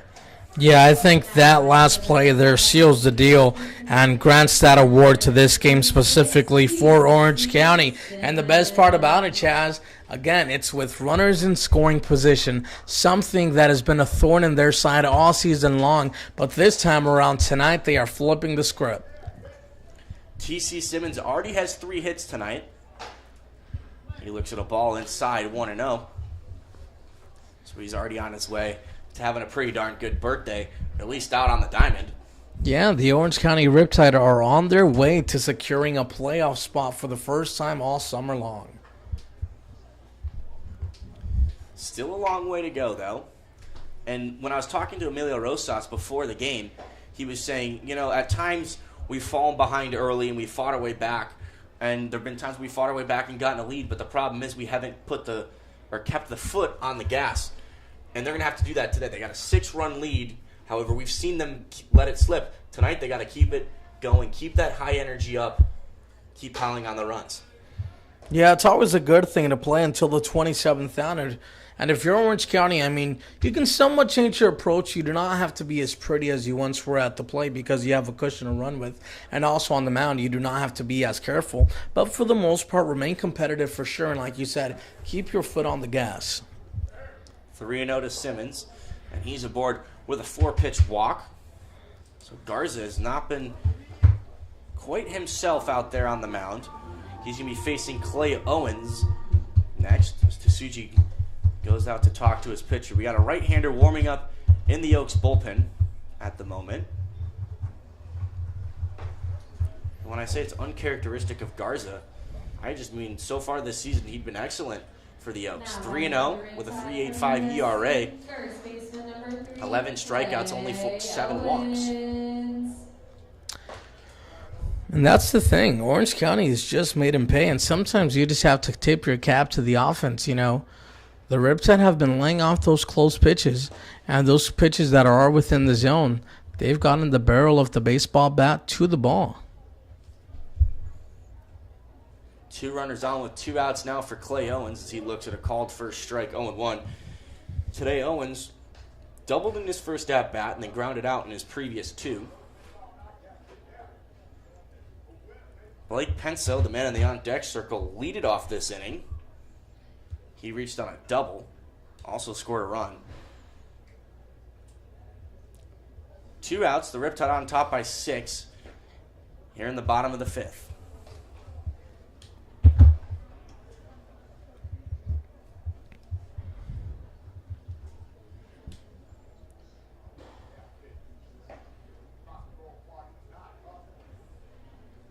Lefty on lefty matchup as Garza steps off the rubber. Now he's back on. 1-1 count to Clay Owens.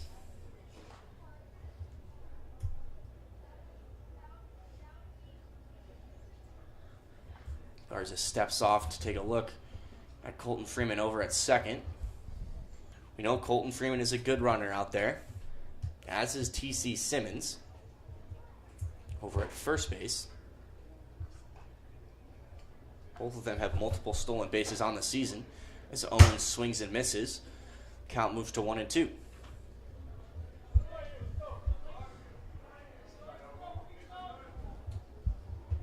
Still a good opportunity for the Riptide to keep tacking onto that lead. They've already scored 4 runs here in this inning. So that ball is fouled off. Looks like it might have gone off the foot of Clay Owens, but he seems to be okay. Count remains 1 ball and 2 strikes with 2 down. Yeah, and if you're Orange County, like you said, Chaz, you want to keep your foot on the gas. Another scoring opportunity here this time around for Clayton Owens. So if he's able to find some outfield grass and push this lead to 7, that's even better. Owens is a chopper up the middle. That'll be a the tough third play. Baseman Smith is there. Tough play. Gets beyond the first baseman, Brendan Bobo. Colton Freeman is going to score. T.C. Simmons over to third.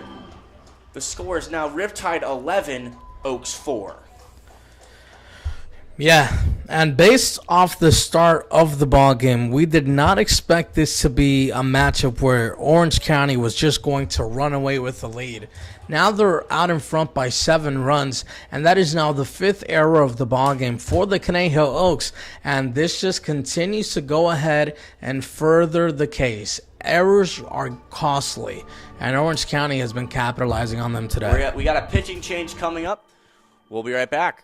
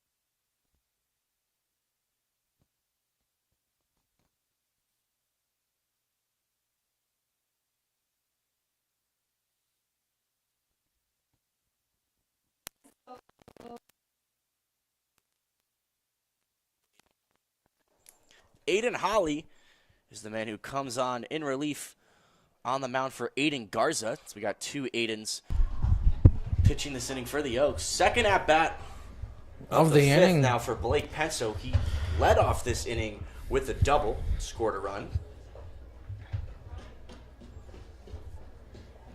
It's the second appearance of the season for Aiden Holly. Doesn't enter in a very easy situation.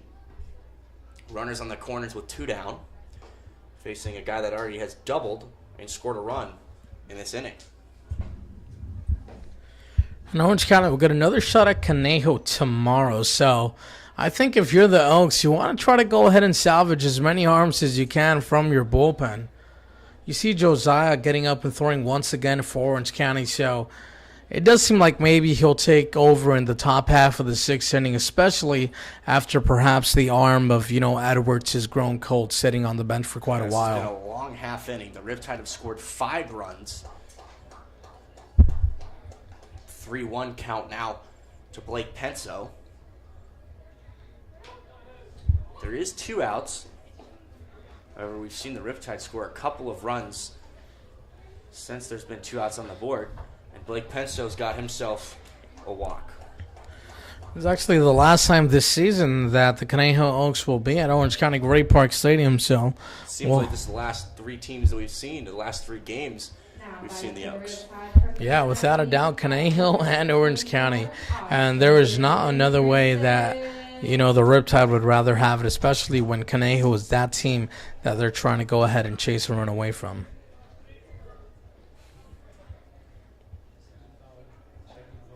So here's Austin Krissick for his second at-bat of the inning. Krissick reached on a walk and scored. I believe it was a 4-pitch walk. And when I was talking to Rosas before the game, obviously Rosas not playing tonight, but he said, this is a familiar team, and they've all been intense games. A lot of them have been close, and being that their playoffs on the line, we got to bring our A game today, and so far the Riptide have. Yeah, they brought their A game and then some. I mean, look at the scoreboard, 11-4, 11 hits in the column. Orange County has just had their way today against the Oaks. Defensively, it hasn't been a great showing from the Oaks. They have 5 errors. Yeah, whenever you have more errors than you do runs in the column, that's a problem. Krissick quickly ahead 3-0 with the bases loaded.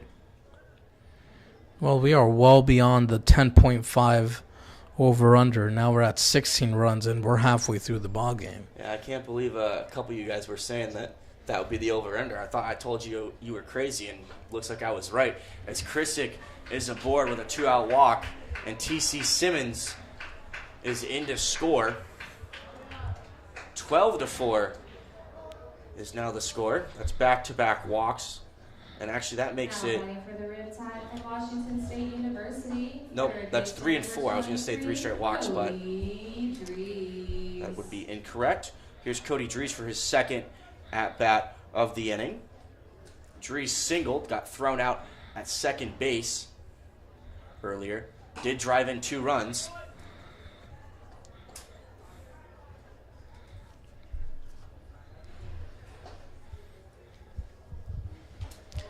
And I think maybe next half inning or maybe in 1 or 2 innings we'll start seeing some offensive substitutions for Orange County to give those guys on the bench a better chance.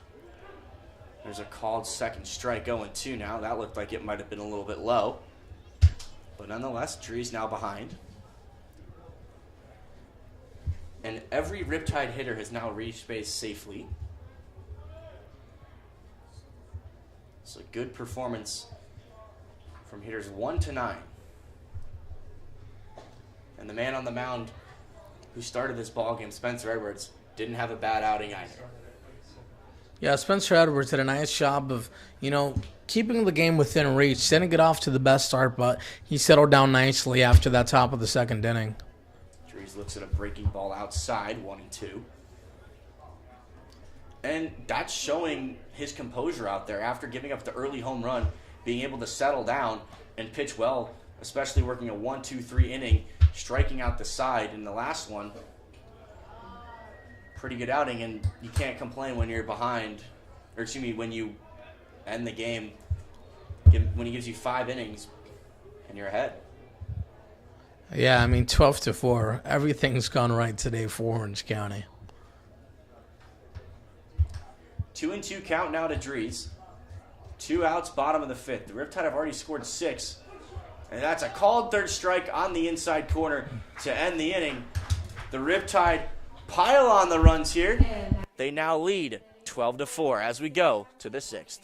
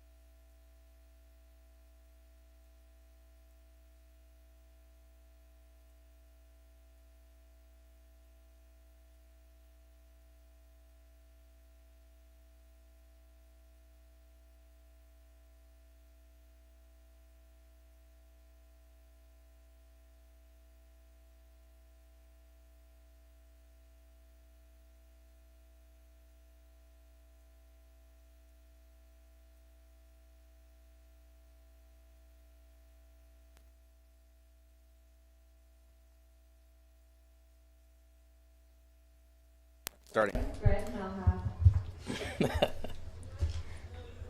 Josiah Castillo taking over out on the mound for the Riptide. There's a base hit from Greg Melhalf.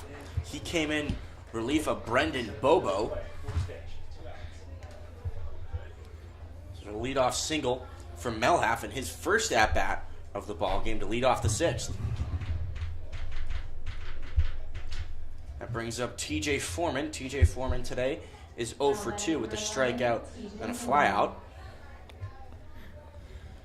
And if the Oaks are to get back in the ball game, that's the start that they needed. Yeah, hopefully not. Hopefully we'll get a ground ball double play here. Move the game along. It's taking forever. We just want to win. A lot of that is down to the excellent hitting of the Riptide. They put on 6 runs back in that 5th inning.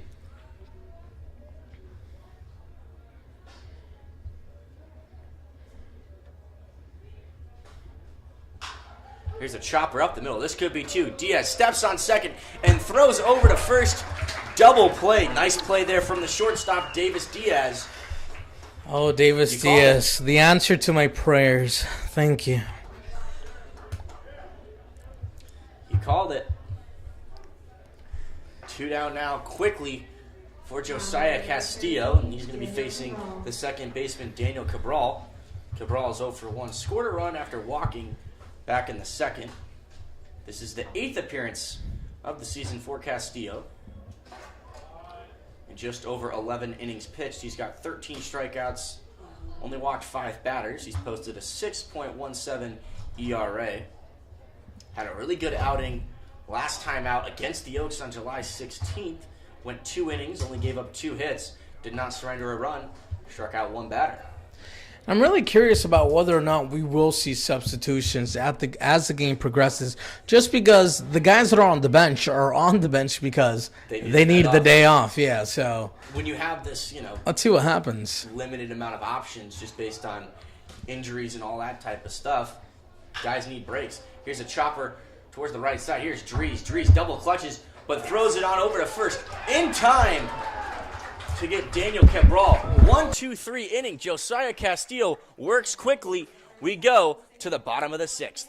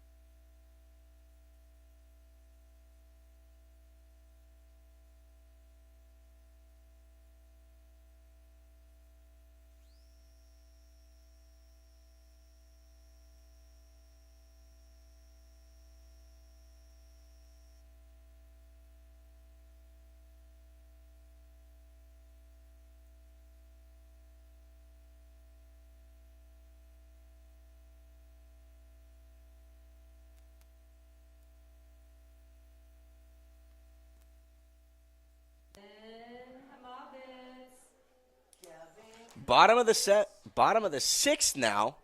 Jonathan, you messed me up there when you were trying to do your little singing voice. For those of you who haven't heard, Jonathan has a beautiful rendition of the national anthem we get to hear every single game here at Orange County Great Park. Yeah, alongside Robin. Robin is our music guy, our DJ here at the stadium, and we just really like to pay homage to our wonderful national anthem and compliment it with great singing voices. Unfortunately, that is not caught on the stream, but if you want to listen to that, just come to a ball game. We're running out of time. That is correct. Only 4 more home games for the Riptide this season. They got a bunch more on the road, but this season that seems like just started only a couple days ago. No, I'm kidding. It's been a long summer. But there have been a lot of baseball games, a lot of good baseball, a little bit of, it's been an up and down season. However, the Riptide are in a really good position to try and get a playoff spot, and a win today will go a long way in that one. They play the Conejo Oaks tomorrow, so a 2-0 stretch against the Oaks.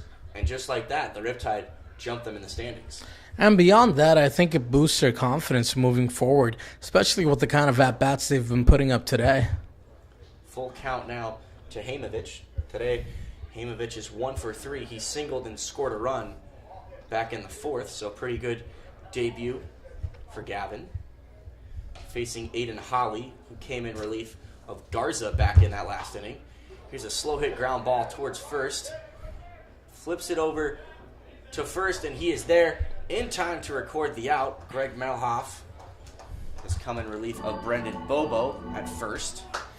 Melhoff did a nice job there of letting his pitcher know to run straight to the bag as opposed to towards the ground ball. Just because he knew that he had the play, he just had to have someone covering first base. One out now for the 9-hole hitter, Tyler Griggs. Designated hitter number 10, Tyler Griggs. Griggs reached on a walk and scored a run in his last at-bat.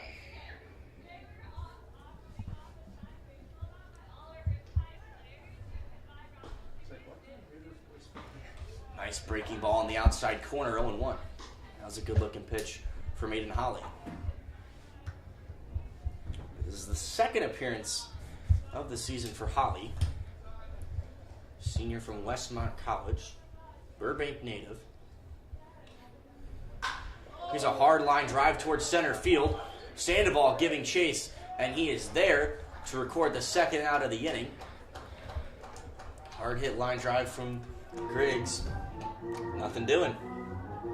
Yeah, solid contact off the baseball. Perhaps if wind was more of a factor in tonight's ball game, that one could have had a chance to clear the ballpark. Deadaway center is 400 feet, so it takes a lot of power to clear the fences. Fifth plate appearance now for the leadoff man, Davis Diaz. He's got one hit, scored 2 runs. Looks at a called strike, 0-1. And it seems like every at-bat tonight, and a lot of at-bats throughout the season, we see Davis Diaz fall behind after a called first strike, and yet so oftentimes he reaches base safely. Yeah, he falls behind in the count, then he works it in his favor. That's just the magic of Diaz at the plate. He's now behind 0-2, and for such a young hitter, when you fall behind 0-2, it seems to never face him. Yeah, I mean, he's just able to recognize the baseball really well out of the hand of the pitcher. And if there's moments like today where the home plate umpire was not working technically in his favor, then it's tough to navigate. Little blooper towards second. Cabral is there to end the inning. We go to the 7th. The Riptide on top, 12-4.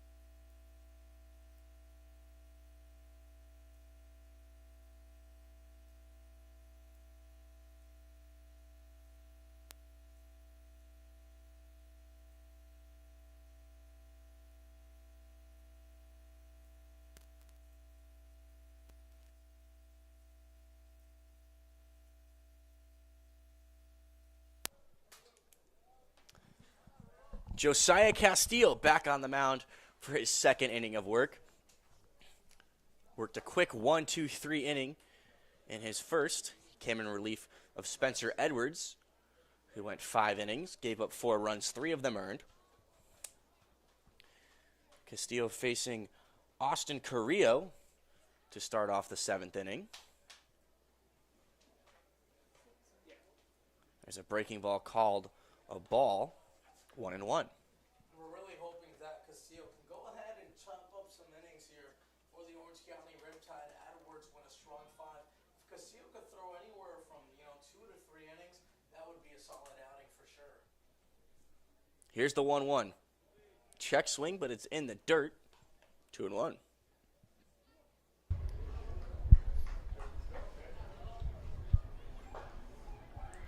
Today, Carrillo having a pretty good day.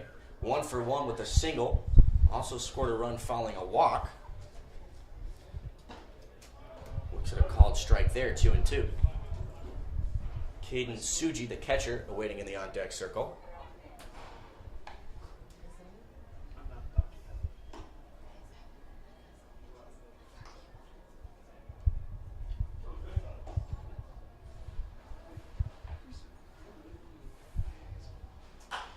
Here's a chopper foul. Count remains 2-2. And when you look up at that scoreboard, Jonathan, 5 errors to the Oaks, only 1 for the Riptide. And we saw that on the first hit of the game. I believe the first pitch of the game, a ball went right through the legs of Cody Dries. And since then, he's made a couple really nice plays. And all around the diamond, the Riptide have been fantastic defensively. Yeah, all around. At the plate, defensively, as you saw there, yeah. Orange County has done their job. But I feel like if there's a category that most impresses me, it has to be just a ratio from base hits to runs scored. 12 runs, 11 base hits. And oftentimes, of their opportunities, yeah, as they haven't so many times this season. That's exactly what that ratio represents. When it's almost 1-to-1, it means that with runners in scoring position, that's when you're executing those base hits. And for Orange County, that's exactly what they need to do moving forward. The problem is not that offensively they don't get runners on. The problem is they don't capitalize in scoring opportunities. Look at their offense from top to bottom. They have outstanding names that are willing to go ahead and drive the baseball into the gap. All they have to do is do it in the right moments. Pinch hitter coming in for Caden Tsuji is Cody Kasulak. This season he's hitting 200 for the Oaks. Works at a called strike, 2-1 now. And for the Riptide, it could not have come at a better time when they start to improve their situational hitting, because as you mentioned, that's been their struggle all year. But when they've done it, look at the scoreboard. That's what happens. Yeah, perhaps first place is no longer an option. Neither is second place, but that third place spot is what you're fighting for. And they've put themselves in the driver's seat to go ahead, and if they continue this momentum pushing forward. Here's a ground ball up the middle. Diving attempt from Hamovitz. Unsuccessful, so that's going to be an error against the second baseman. But if you're Orange, Sulak is aboard with his first. Oh, go ahead. I was going to say he's aboard in his first at bat. That's correct. But if you're Orange County, hey, even if you don't go in with that first place spot, the important thing is to make it into the playoffs. Now, if you can carry this momentum from your offense into playoff play, not only do you have a chance to make it to the playoffs because you're already there, you have a chance to win a championship. And the next step is just continuous elite pitching. We've seen some really good outings as of late from the starting pitchers. And if they want to really compete, not only getting to playoffs, but compete in the postseason, they've got to get quality innings from their starters. Yeah, high scores are just a thing in the CCL. No matter who's starting on the mound, more times than not, you'll probably see at least 8 runs per game. You've got to take that and accept it. The only thing you can do is build off of that and limit the damage done from your opposition. You don't have to be perfect during your starting pitching. The number one thing that'll kill you is lack of control. If you're able to stay within the strike zone and make competitive pitches, it'll work out in your favor. 1-2 count now to JT Naviak. Naviak is 1 for 2 today. Had an RBI single back in the second inning. That gave the Oaks the lead, but since then, it's been all Riptide as that ball runs way inside. Kasulak takes off for second, and he's going to be there safely. 2-2 count now.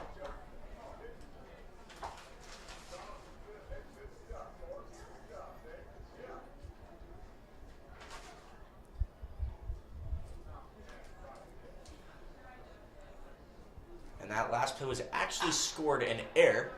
Or not, no, it was scored a single, not an error. As Freeman had no idea where that foul ball was. And now we're in that blind hour, that blind time that we've talked about so often. When that ball gets popped up in the air, it is so hard to see those baseballs. Yeah, especially anywhere in the shallow outfield, it becomes much of a challenge for these outfielders to go ahead and locate the ball at night. Fortunately, the game is probably in a stage where that's not going to factor in way too much, because I think we're just waiting for that 27th out to seal the deal. 8 runs for Orange County. Say that, and yet we've seen bigger comebacks. But see, we've seen those comebacks from the Riptide, not from any of our opposing opponents. Here's a sharp ground ball. Davis Diaz flips it over to third. Good tag there from Cody Dries. Heads up baseball from Davis Diaz to get the lead runner 2 down. I mean, that is amazing baseball there. That is genius. Just because he quickly recognizes that it's a ground ball deep in the hole. Doesn't have a play at first base, but knows that the runner's taking off. So right when it's hit, he's already focused towards making a quality throw at third base for the second out of the inning. Davis Diaz today has showcased amazing skills with the leather. There's a nice breaking ball on the outside corner. Castillo now facing the leadoff man, Grant Smith. Smith is 0 for 3 tonight. He scored after reaching on an error on the first play of the ball game. Back-to-back breaking balls, but that one's inside, 1-1. And Josiah Castillo has been looking awfully good on the mound tonight for Orange County, staying around the strike zone and, most importantly, inducing soft contact. We know he's a pitcher that does not strike out a ton of guys. He stays within the strike zone very often. Chopper up the middle. Haimovitz is there and steps on second to end the top of the 7th. We go to the bottom of the 7th. It's been all Riptide as of late, 12-4.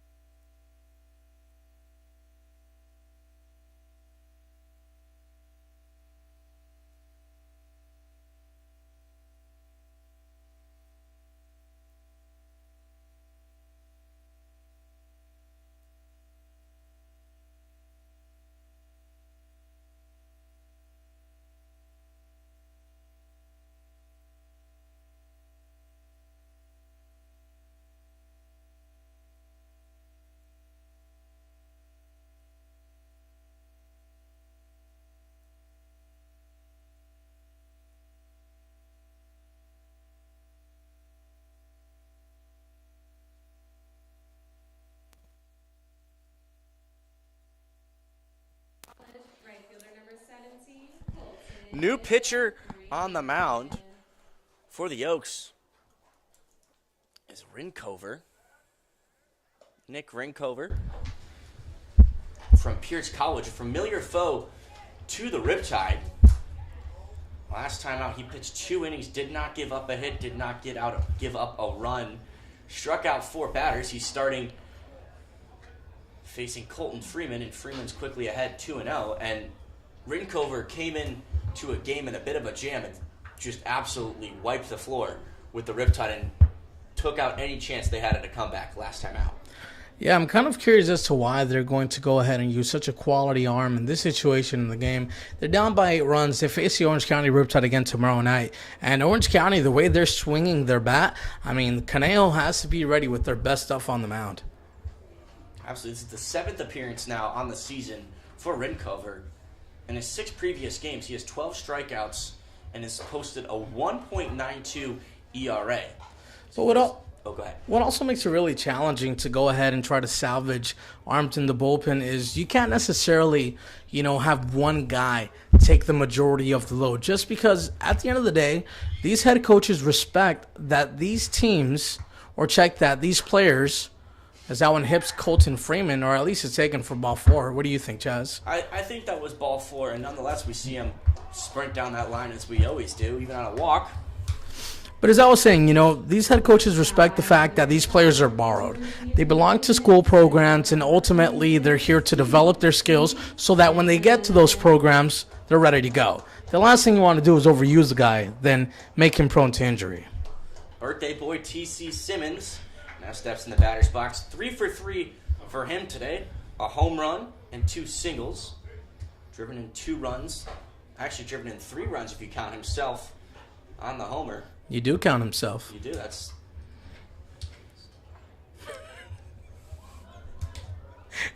I'm just giggling at the hesitation. I think what you just could have finished off with was that's cool. It is. Yeah. Or if you want to be ball like, 1-1. if you want to be more hip, you can say that's dope. What about that's rad? Oh my goodness. Chaz, dude, you're just a gift that keeps on giving. Speaking of gifts, I remember on Dwight Allen's birthday, you said you got him a hug. What'd you get TC? I'll give him a high five and a fist bump because of the way he's performing out there today. Wow. That's underwhelming. Maybe a bear hug. Maybe I'll give him a bear hug and tackle him. Although I don't think he'd appreciate that. Yeah, because you're definitely going to tackle TC Simmons. I don't know. They don't know what I look like on this broadcast. Dude. Here's the 2-1 swung on and missed 2-2. Chaz looks exactly what he sounds like. And what do I sound like? An all-around hunk. Oorah. Oorah. Oh my goodness, just cut it here. Where's our audio guy? 2-2 count now to T.C. Simmons. Colton Freeman over at first base. Simmons swings and misses. Strike 3, the first strikeout of the ball game for Rinkover. 1 down now for Clay Owens. Owens himself is 1 for 4, doubled back in the first inning.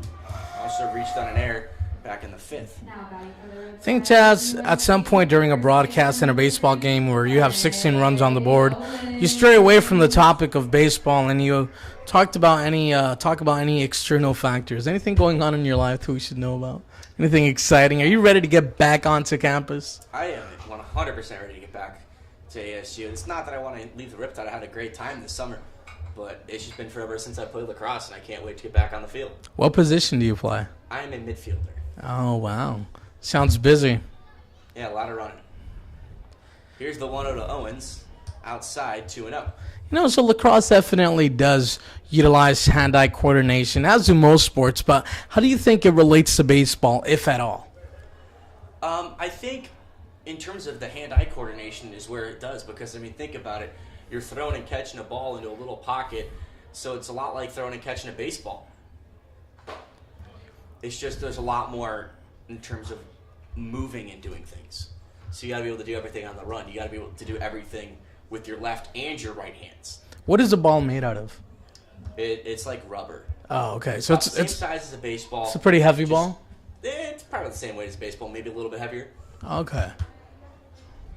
So what happens when you drop the baseball on a pass? Or check that, just the ball? Do you just pick it up? Yeah, you can. You get.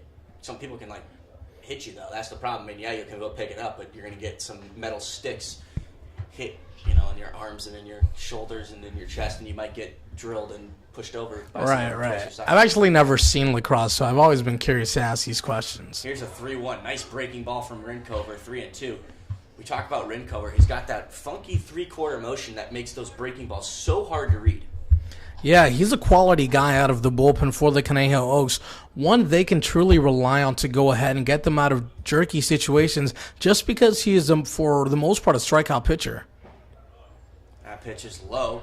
Good eye there from Clay Owens, and he's aboard with a one-out walk. 2 on with 1 down now. Really good at bat there by Clayton Owens. Much to the delight of his biggest fan, Allie Taylor, the public address announcer. As now Blake Penso has an opportunity at the plate. Today, Blake Penso 1 for 3, doubled and scored a run last time up, back in that big 5th inning. I think if Penso gets a pitch he can handle here, perhaps a breaking ball, I think he hits a home run. What is your call? Let's have some fun. I think he gets a base hit.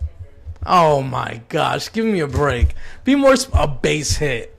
Be more specific. A base hit scores a run. That's an RBI. What do you mean be more positive? No, be more specific. RBI single. All right, very well. All right, wow. You're being very demanding here. Oh, I am. 2-0 count now to Penso. Got to give some respect to the man out on the mound. Rincover's been absolutely excellent so far this season. He's been excellent against the Riptide as well. Here's the 2-0 pitch. Fouled off behind the plate, not a play, 2-1.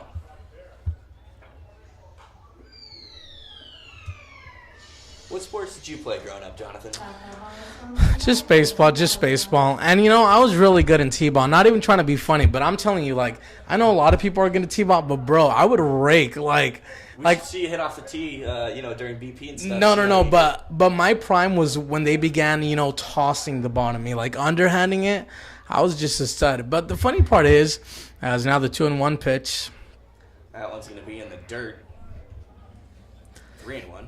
I've always been a big fan of baseball and understood the rules, so it would always frustrate me because in Little League they don't really play by the rules, and nor their designated positions, because as soon as the ball is hit in T-ball, the catcher even goes into left field to find it. So it was always really frustrating. When you're playing T-ball, you are 5 or 6, so I knew the rules. Why couldn't they?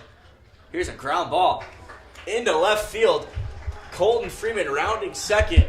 Blake Penso on his way over to second base. Colton Freeman scores 13-4 now.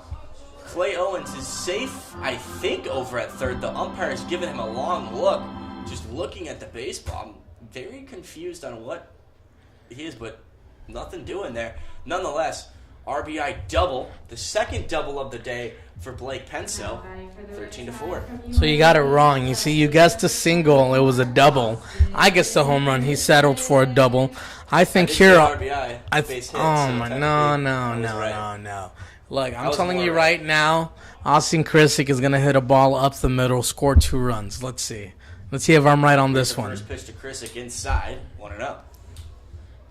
Austin Krisick has just been, a joy to watch at the plate just because he looks so locked in, so comfortable up there, not chasing at pitches outside of the zone, not trying to do too much for the most part. He just finds some outfield grass and generates runs for the Riptide.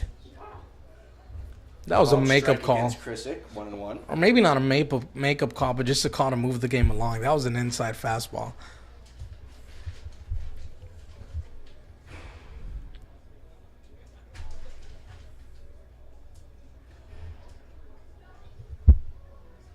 This is only the 3rd earned run against Rincover all season. That's a nice breaking ball that catches the outside corner, 1-2. And Krisick's another guy we've seen get into 2 strike holes very often, but just like Davis Diaz, he keeps his composure and more times than not is still able to go ahead and, ultimately drive it out to something that works in his favor.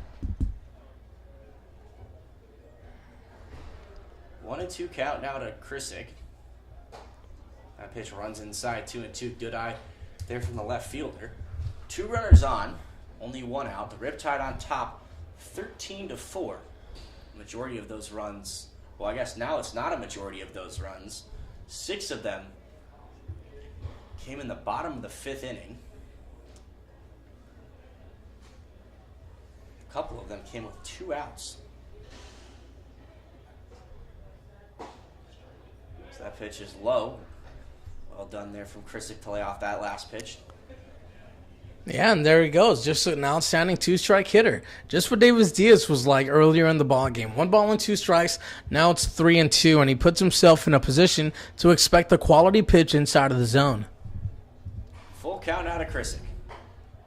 That pitch is inside, and Krissick walks to load the bases for Cody Dries.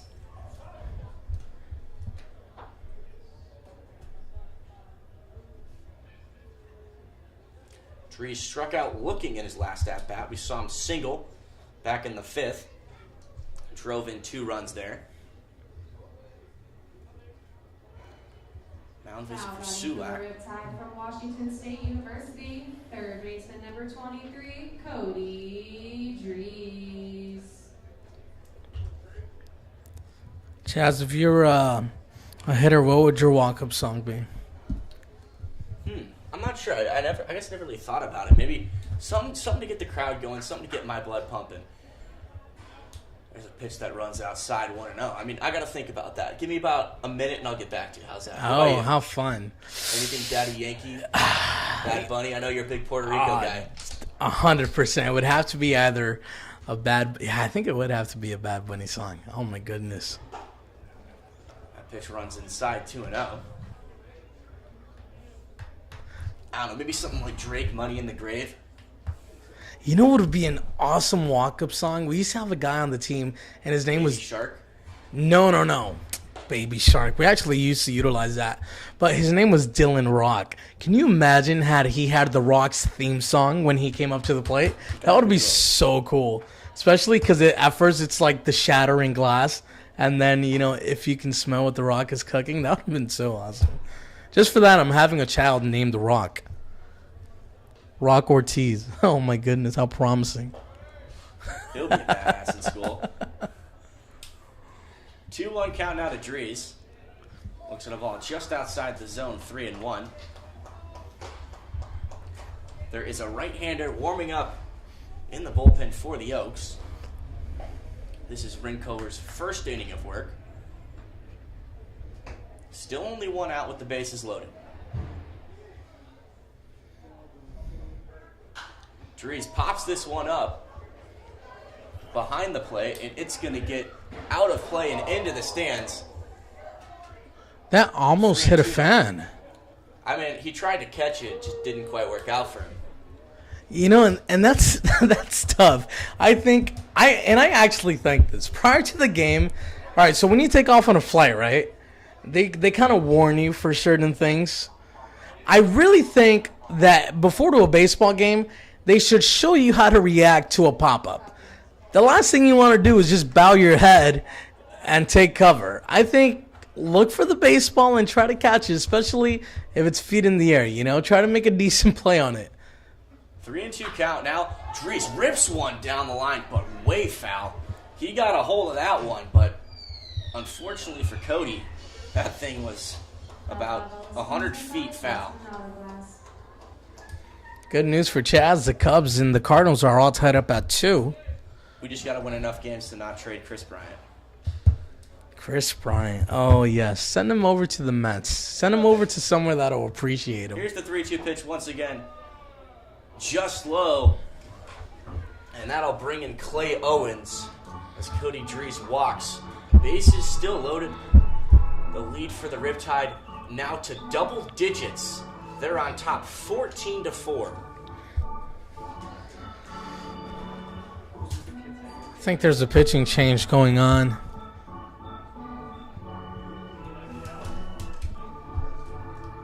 The pitching coach for the Oaks, Yankee Doodles his way. Yankee Doodles his way. How fun. I mean, that was the song that we saw the organist play. Organist is a stud. Daniel, he's an awesome guy. And And So- during one of the half innings, our PA announcer, Allie, was giving me a hard time because I misidentified a song. I said it was Mario Kart. It was actually the Weave theme song to like the Misa. I don't know. Right. Well, I don't know what it was, so I have nothing to say against you. The chicken song is I- still on I- as Gavin Hamovitz steps up into the batter's box, and it looks like the catcher Sulak is on his way home. Still only one out, bases loaded. Now batting for the Riptide. The Riptide have tacked on 2 runs here in this inning. Number 15, Gavin Hamovitz. And that makes it now the first time all season that someone has put multiple runs up on Nick Rinkover. And you know, Chaz, you might find reasoning behind this. I have no idea. But to me, it looks like Tyler Graves is holding the bat backwards in the on-deck circle while swinging. That's not an actual bat. That is a warm-up, like, weighted thing. A weighted thing. Very well. A weighted stick.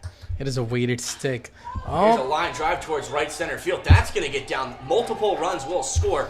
Gavin Hamovitz has his second hit of the ball game. 1 run scores, 2 runs score.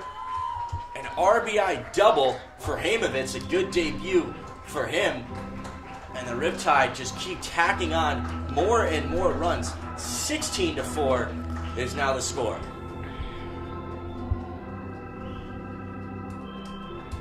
I think once we get to 20, we can go ahead and just kind of cut the broadcast. What do you think? I'm kidding with you. Look at the face you gave me. Bring up maybe we'll have a player come up here and talk to us once again. Well, the problem is there's not really anyone we can go ahead and bring out of the dugout just because most of the players, which would be sat out and for another replacement, are still playing just because there's not really many players on the bench who can be integrated into the game. We'll let you guys know what we're able to do. Well, Chaz, it's still early on in the game, and it's still fairly early on in Major League Baseball. Who are your 2 World Series picks this year? I'm very curious. You know, And please don't say the Cubs. Be honest. I was hoping for the Cubs. You know, I mean, I was hopeful at the beginning of the season. It looked Right, good right. for the boys, and then 11 game losing streak really killed it all. Oh, it But, did, yeah. I don't know. I mean, San Diego looks so good right now. I mean, you know, class. A lot of people are going to say, you know, your Dodgers, but all those injuries. Yeah, but that also just speaks volume to how good they are. Think about it. The injured list looks like the starting lineup for the Dodgers, and they're still in first place. So when they acquire these players once again, how much better are they going to be? That's the second strikeout of the inning for Nick Rinkover. You know who I really feel bad for, Chaz? And I'll tell you once she's done. I really feel bad for Allie Taylor, our public address announcer, who was mimicking me when I was going on a rant as to just how good the Dodgers are. The reason as to why she's so pressed about it, it's because she's a fan of the Anaheim Angels, a team that is wasting... No, the Anaheim Angels of Disneyland, a team which is wasting the prime of Mike Trout and the greatness of a once-in-a-lifetime wonder like Shohei Ohtani. Literally. Here, I'll give her No. the mic to comment. Although, actually, No, we're yeah, gonna- give her the We're mic. gonna get a pitching change. We're gonna have a comment Yeah, from you're- the public address announcer shortly. Great. We're gonna take a quick break.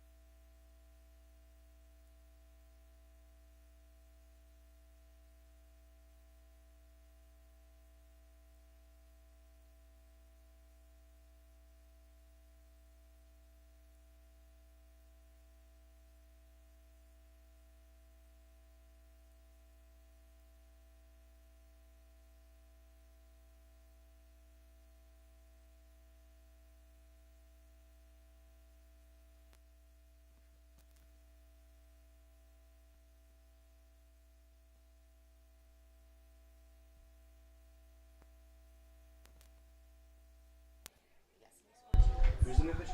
Multi Apples, thanks for commenting on a great game. Sure enough, it is. At least if you're a part of the Orange County Riptide organization.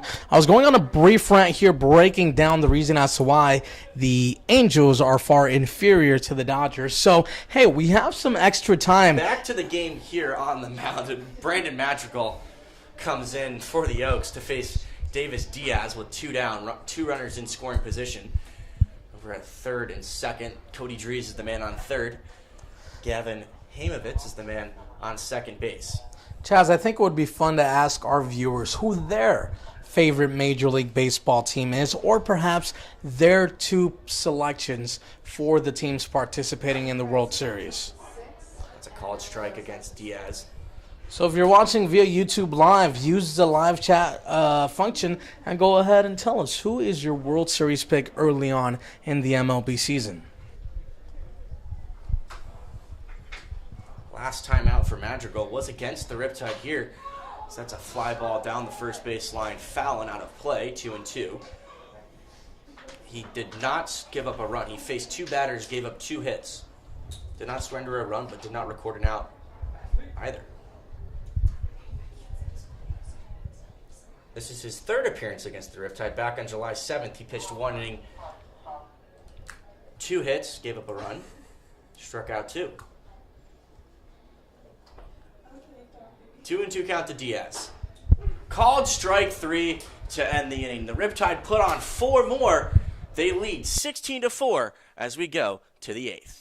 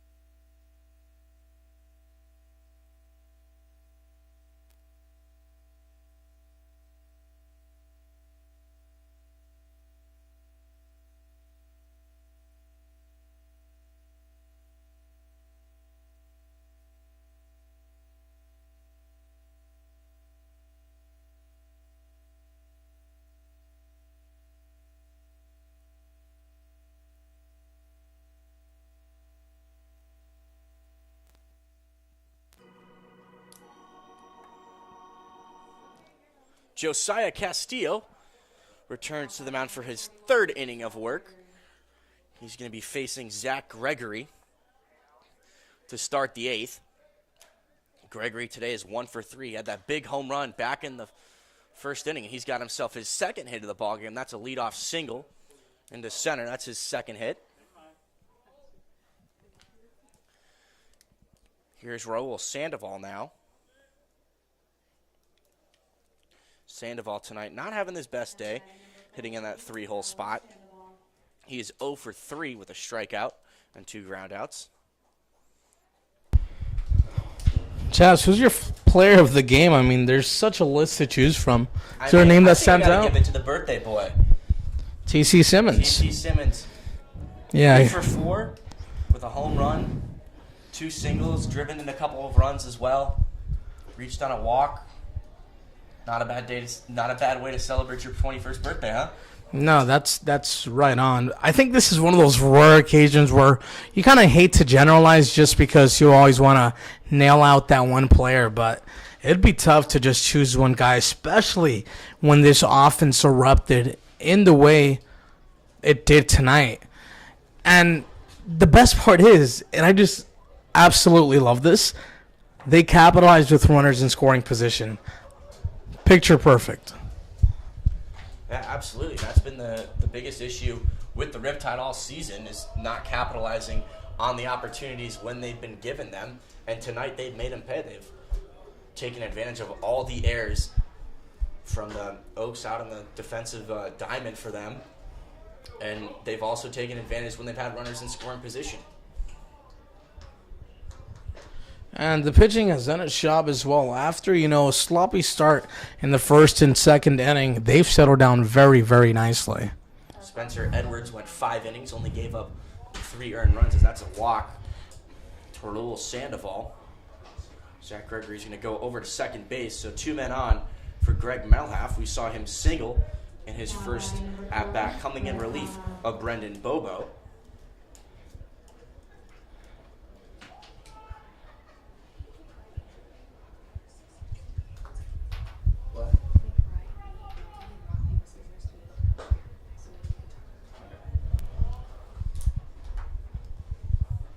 Looks like we got a man coming up into the booth. It's going to be Jake McBride, I believe, the right-handed pitcher for the Riptide. So he will be joining us shortly as Melhalf fouls that pitch off. 1-1 now.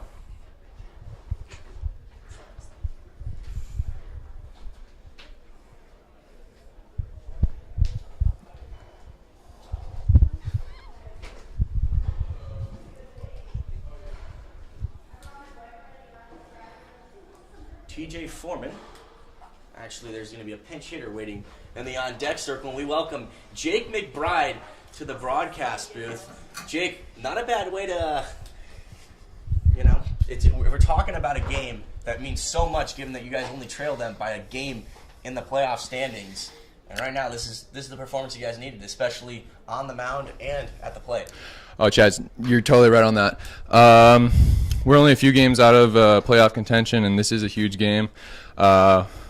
We actually haven't had, the best of bats lately, but, getting these guys some rest, or the main guys some rest, putting in some other players, really mixing it up, and just having a good feel for the game this time. We're having a lot of fun out here. We're having a lot of fun, and it's showing on the field. I mean, you can just see in the dugout, guys are joking around, feeling loose. And when I was talking to Emilio Rosas before the game, he was saying, at times we've fallen behind. You guys fell behind again today, except when you guys came back, you just kept the foot on the gas, and that's got to feel good, doesn't it? Oh, it feels great. That 6-run inning really propelled us ahead. We were, only up by, 4. That's easy to come back from, especially with the 5 or so innings left in the game. But then we put on that 6th spot, then they're not going to come back from that. And in a game like this, obviously we talk about the game, but we want, our viewers to get to know you a little bit. We obviously know you're a great right-handed pitcher in the bullpen for the Riptide. Why, thank you, Chaz. Josiah Castillo strikes out Greg Melhalf. Way to go, Josiah. That's my catch play partner. And Josiah has had a great outing. This is probably the best outing we've seen of him all summer. Oh, for sure. No, he comes in, he throws strikes. That's what he does. I get to play catch with him every single day, so I know that he is able to locate the ball wherever he wants to, and right there for a strike, spotted outside corner. No, he's a great pitcher, and I'm lucky to call him my friend now. Absolutely. And has it been a cool thing to be able to get to know all these different guys coming from all these different places all over the country, playing for all these different schools? Oh, totally. You get guys from California, like local guys, and you get guys like, Dwight and KB from, Georgia and Tennessee, and just meeting different guys and seeing their background, seeing what they like versus what we like, being from different sides of the country. It's a cool experience. This is something I'll never forget, and I will definitely cherish. And like I said, we kind of want to get to know you a little bit. We know the pitcher. What about the person? What are some things you like to do, outside of baseball? Wow. Outside baseball, I love the beach. I love swimming in the water. I love going body surfing. What's your favorite beach to go body surfing at then? Ooh, that's a tough one. Newport is for sure my favorite beach. But the last time I went to Huntington, and they have some really nice waves. The lifeguard actually made me come out because they were getting a little ferocious, but it was still a really good time. Tough. I mean, what's nice about Newport though is that Usually they blackball it, so there's not a ton of surfers out there. As Josiah Castillo strikes out Scott Radinsky. Amazing curveball right there. Great breaking pitch. I have a question, Chaz. We only have one mic, so that's why there's a back and forth. First off, I just love the energy that these players come up here with. They literally plot themselves down, and they're so excited. I love it. So listen, like you said, there's a lot of guys out here who are, of course, not from SoCal. I see this right here, your Hydra. We got a double-double on there. So how's that take been on In-N-Out for the guys that are first-timers? What's been their reception? It hasn't been the warmest. Yeah, honestly, some guys aren't like, In-N-Out, it's okay. I'm like, you don't understand how great it is. And I will give In-N-Out free marketing and for any time that they want, because it is by far one of the best burgers. Is that what I smelled when I came in here? Did everyone get In-N-Out or something like that? Because I showed up to the park and you guys made me start being hungry, and I did not appreciate it. My goodness. It was... I rolled up to the park and my mouth started salivating, because it smelled exactly like the kitchen at In-N-Out. I mean, we did have a burger truck here. That might have been it. That was definitely it then. No offense to them, I do prefer In-N-Out. Great, now I'm hungry, guys. Thanks. So. Here's the 1-2. Called strike 3, the third straight strikeout for Josiah Castillo. Baby. We go to the bottom of the 8th. We'll be right back. Jake McBride joining us in the broadcast booth.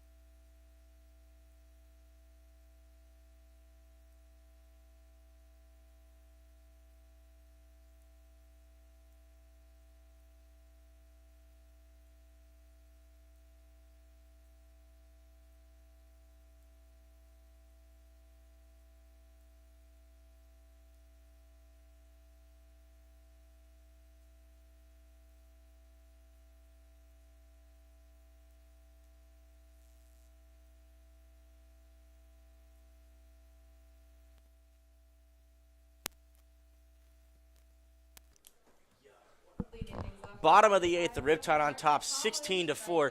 Jake McBride, right-handed pitcher for the Riptide, joining us up in the broadcast booth. Jake, and we're saying we want to get to know you. I know you're a big Harry Potter guy. What's your go-to movie or book? Because I know there's a big difference in a lot of them. There is a big difference. There's no go-to book. If you pick one up, you got to start from the first, and then you got to read the entire series. That's going to be like a week, so.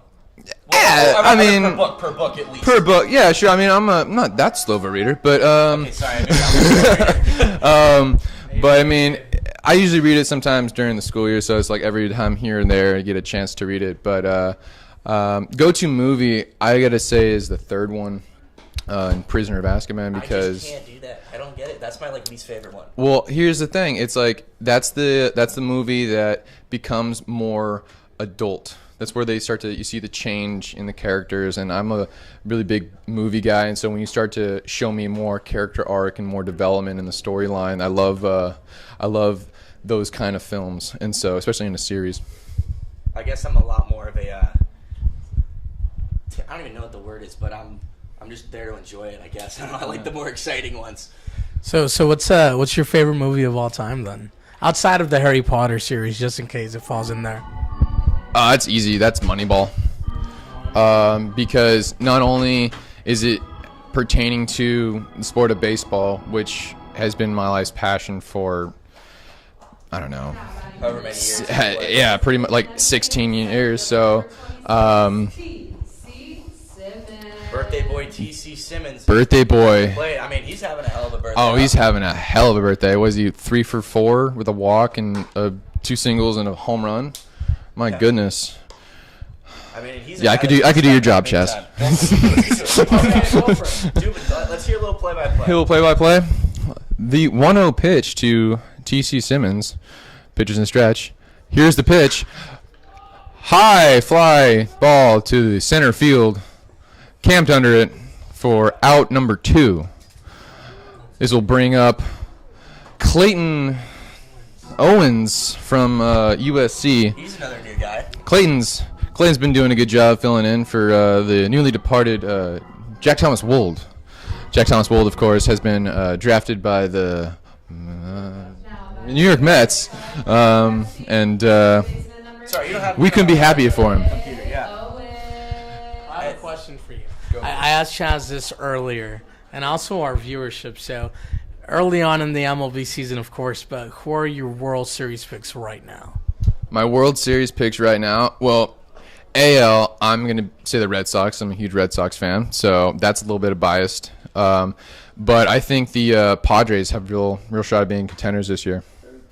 So I said the Padres too. You know, I the think- fans think alike. I think the Padres have a real time. They have a incredible offense, and if they can have really good pitching for throughout the series in going into the playoffs, because they will make the playoffs, I feel like then they're going to be untouchable. And you know, you talked about your love for Moneyball. And Yes. after baseball, do you see yourself still working in baseball and around the sport? I like to, Chaz. I'm especially interested in, I like what you guys do up here, Join us anytime. I would appreciate that very much. I'm not a shy guy. I like to talk. I'm a big advocate for communication and everything like that. But especially, I got the gift of gab. I was gifted with that. So I don't mind throwing a rap. I don't mind talking to anybody. And if I get to talk about baseball, that's a good life. You know what I mean? I can't complain. You know, there are a lot of guys that for their internships this summer go sit in a little cubicle, and we get to come to the ballpark and just talk about baseball. That's exactly right. No, it's one of the you probably got one of the sweetest gigs out there. I'll say that's gonna be a good line on the resume. Doesn't get any better than that. Exactly. That'll conclude the 8th inning as Owen strikes out swinging. We go to the 9th. Riptide on top, 16-4. Please direct your attention to the video board for a special presentation from one of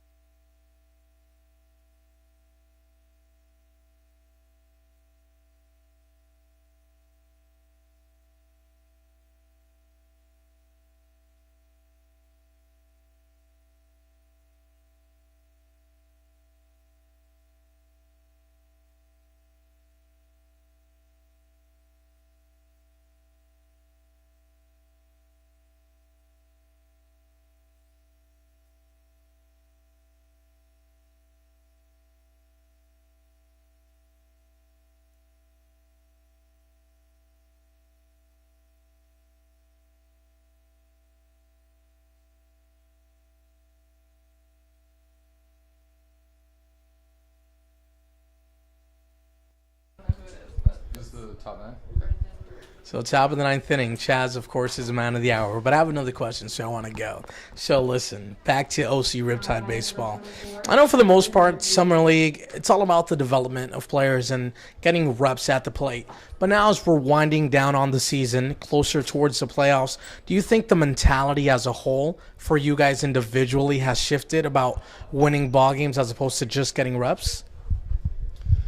That's a good question because the overall goal of any game is to win it. We don't want to come out of the ballpark Losing sucks, doesn't it? losing is. I hate. Best line from Moneyball is I hate losing more than I want to win. So it's one of the worst feelings ever. You go home like, all right, great. So I'm glad I showed up for and played 9 hours or showed up for 6 hours, and yeah, they got a bus ride home too, That's and gonna suck. yeah. So it never is fun to lose, and so. Going back to your question, I would say that we're going out there and everyone's trying to work on something that they have to do, but ultimately at the end of the game, you want to win. As Ethan Holt lets a ball drop to the center field on what appears to be broken bat. He hit the heck out of that ball, but broke his bat. Look, he snapped it right down the handle. Yep. I mean, obviously that's not something that you're accustomed to as a pitcher, but a broken bat, I mean, that feeling must just suck, especially if you bought that bat, you got to go get a new one. For a hitter, I'm sure. For a pitcher, it's one of the best feelings in the world. Soft contact.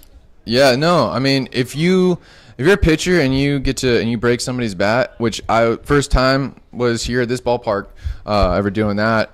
It's a really good feeling. It makes you feel good as a pitcher, thinking Did you like. grow up playing in like wood bat leagues, or is it all mostly aluminum? Little League wood bat leagues. I did not grow up in a little league wood bat league. I don't know what part of California you're from. Yeah, that's I didn't know if they had tournaments and stuff. All right, come on. He's from Arizona, that's why. I'm not from Arizona. I'm from here, but I go to school in Arizona. Who knows? But yeah, no. I feel like the feeling would just suck. Yeah, losing's not fun. We want to win, but we're trying to get better as well.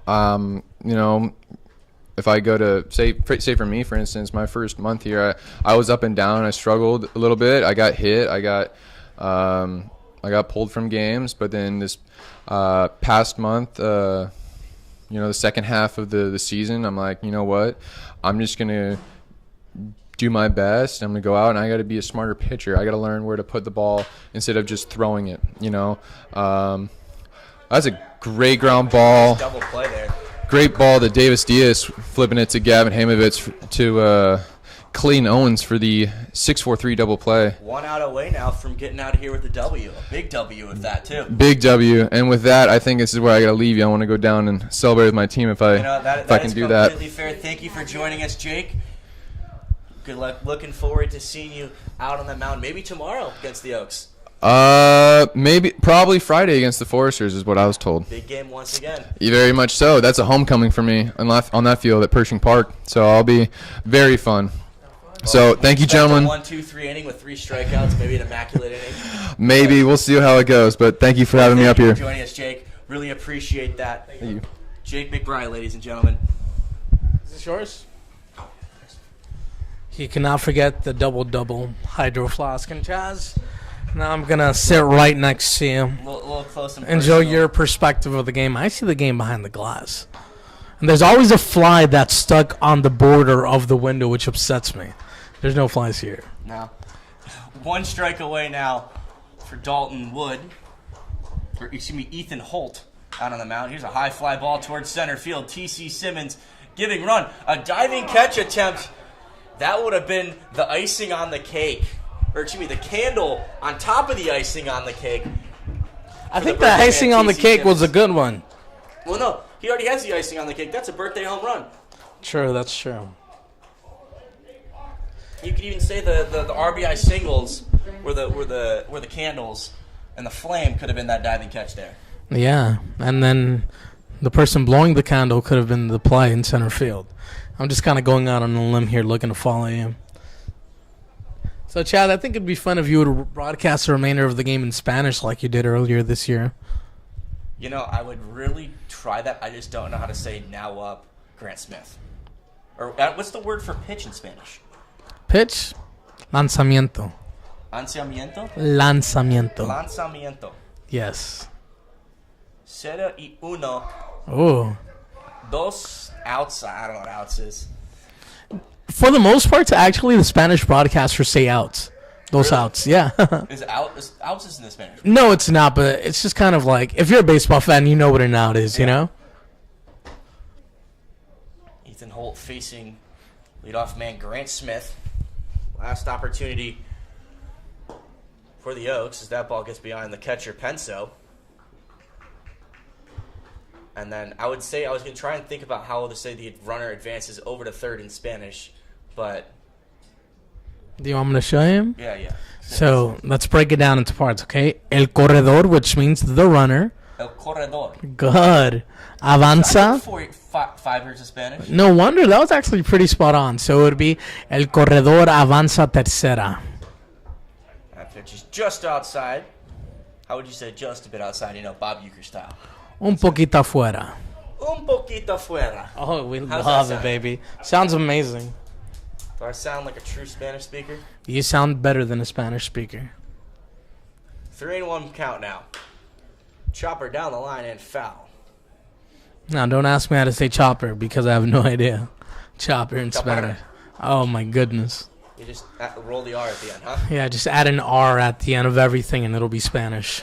R or no. Yep. I mean, that's what you did back when you're, like 10? Or, like, when you think you're speaking Spanish and you're just not. Exactly. Or you'll add Or you try and make up a language when you're, like, 10. Swung on and missed to end the ball game. The Riptide on top, 16-4. A massive W. A massive W in terms of scoreboard and in terms of standings. The Riptide now level with the Conejo Oaks. They move to 10-11. The Oaks drop to 9-10. They play again tomorrow night with the Riptide having a chance to leapfrog them into a playoff spot. Coming into the ballgame, the Orange County Riptide were half a game behind the Conejo Oaks, so I think they've officially gone ahead to surpass them. That was at least according to the CCL website. But Chaz, any way you put it, it's always good to win, and the Riptide did that in grand fashion here today. Offensively, they put on a clinic for everyone in the league to acknowledge their depth at the plate. And on the mound, starting with the starting pitcher, Spencer Edwards, and continuing there moving forward, I think each of these pitchers took over and did exactly what they were called to do. Move the game along, put the ball in play, and finish something up. Now the Conejo Oaks are gathering in front of the first base dugout, and I'm not too sure why. It might just be a little bit of a team meeting, but like we said, the Riptide travel up 2,000 Oaks to play the Conejo Oaks. That is the first of a 5-game road series. So big opportunities for the Riptide ahead in terms of trying to qualify for the playoffs. 5-game road series, then they're back here on July 28th against the Santa Barbara Foresters. We're going to say good night and goodbye until the 28th. For Jonathan Ortiz, I'm Chaz Messman. Good night. The Riptide on top, 16-4 over the Conejo Oaks.